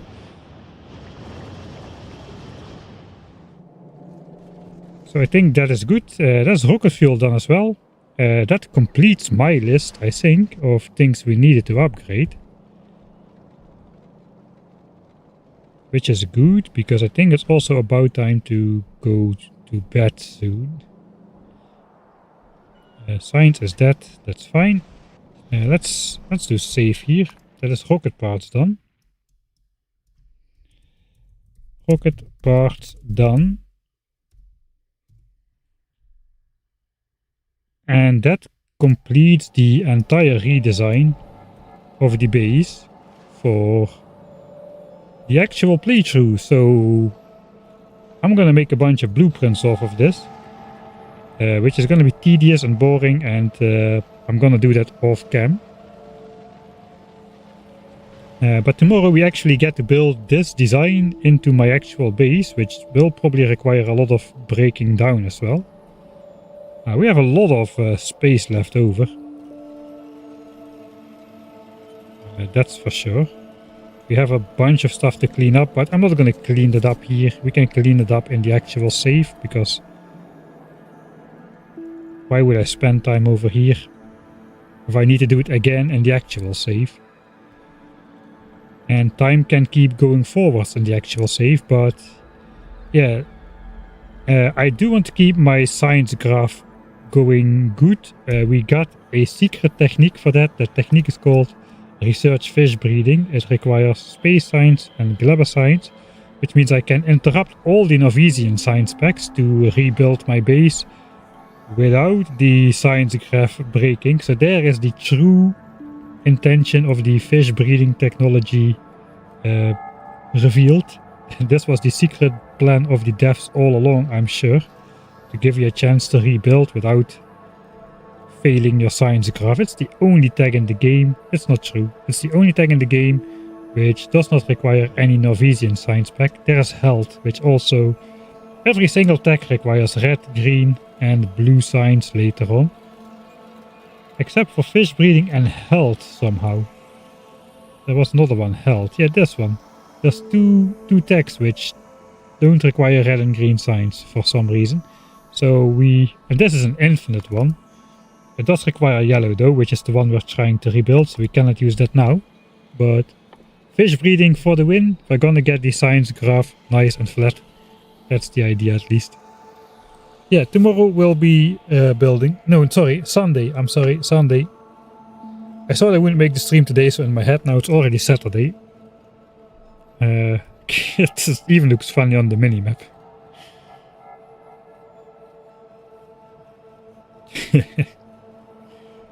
Alright, it's gonna be gorgeous. So what is the plan then? I did save, right? Yeah, I saved 2 minutes ago. So let's load the actual save. I think this is the actual save before we went into editor mode. Nauvis redesign commence. 12 hours of designing. God. I don't know, we sped up time a lot. Right? So this is what the base is looking like now. It's largely the same around the edges here. So this is the same. This is the same. All of this is the same. This area, we didn't need the space, so the museum can stay. The Gleben rocket silos were here. Those can go because we won't need them anymore. So what we did is we put rocket fuel on top of this. This area with engines is now still running. It won't be anymore. This will not be running anymore. This we're going to deconstruct. We'll probably leave this up as museum piece as well or something. Since it's not in the way and it's in a weird outcrop of the base. And then this all changed. So this is the temporary yellow sign setup running off of quality modules. And the temporary red chips for blue signs also of quality. So that's how I got all my quality things. I got a stupid amount of quality things now. So that is going to be enough for the entire game and more. Almost gives me a reason to unlock epic and legendary quality just to upcycle some of these. But I don't think I'm going to do that. At least not if we don't go to the mega base stage. The infinite sciences stage.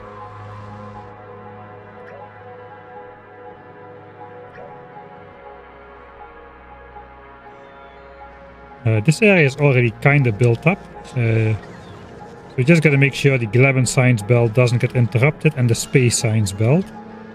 That's the only two tasks. So we got to deconstruct all of this. All of this basically. This is the entire temporary stuff.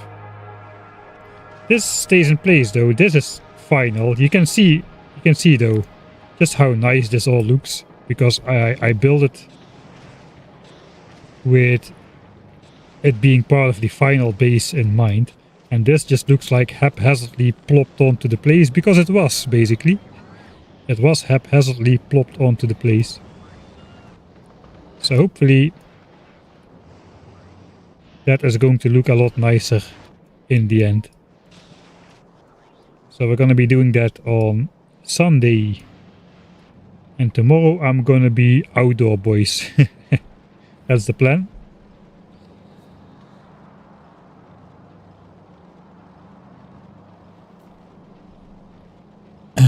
I won't make a video of that though. What's the main objective of the series? Probably to get to the solar system edge, and if we still have mood to play on after this and if there's interest we can maybe go ahead. But I think the edited part will probably end at the solar system edge. And I want to start some different projects after this thing is done as well. Because I've been doing this for 1 year now without doing anything else. Nothing at all.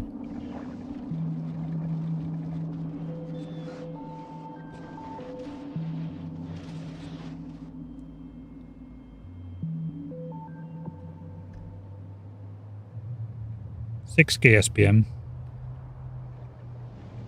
Not bad off of the early game stuff still. But we got biolabs. Maybe not early game. Anyway. That's all I got for you today. What time on Sunday?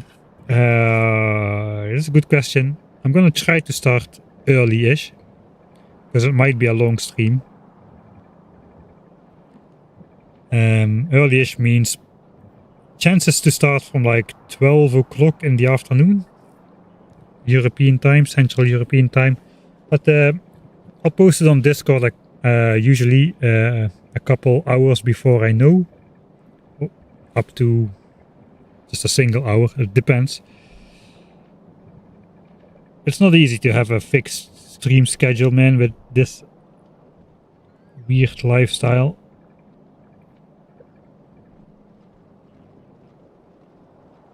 So we're gonna say about noon Central European time. Keep an eye on the Discord. You'll get notified before.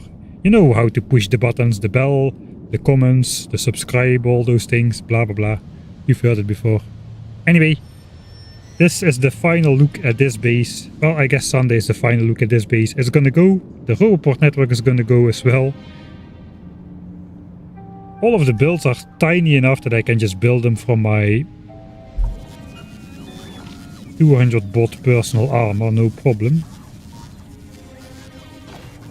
So that's what we're gonna do. We got enough modules in stock.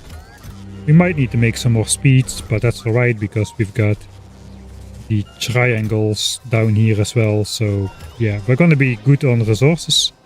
I think we will need to make some more rare assembler equipment. But that's about it. I'm gonna shut up now. I'm gonna let the Johnnies kill me, so I will actually shut up. Can I just get in here? Can you still put there? Oh. Okay, I gotta know this. You used to be able to put a car in the rocket silo, and then you could actually enter the... You could actually go in there. That probably doesn't work anymore. No, doesn't work anymore. Alright, I'm gonna stand here. I'll be back on Sunday. I hope you had a good time, and I'll see you all next time.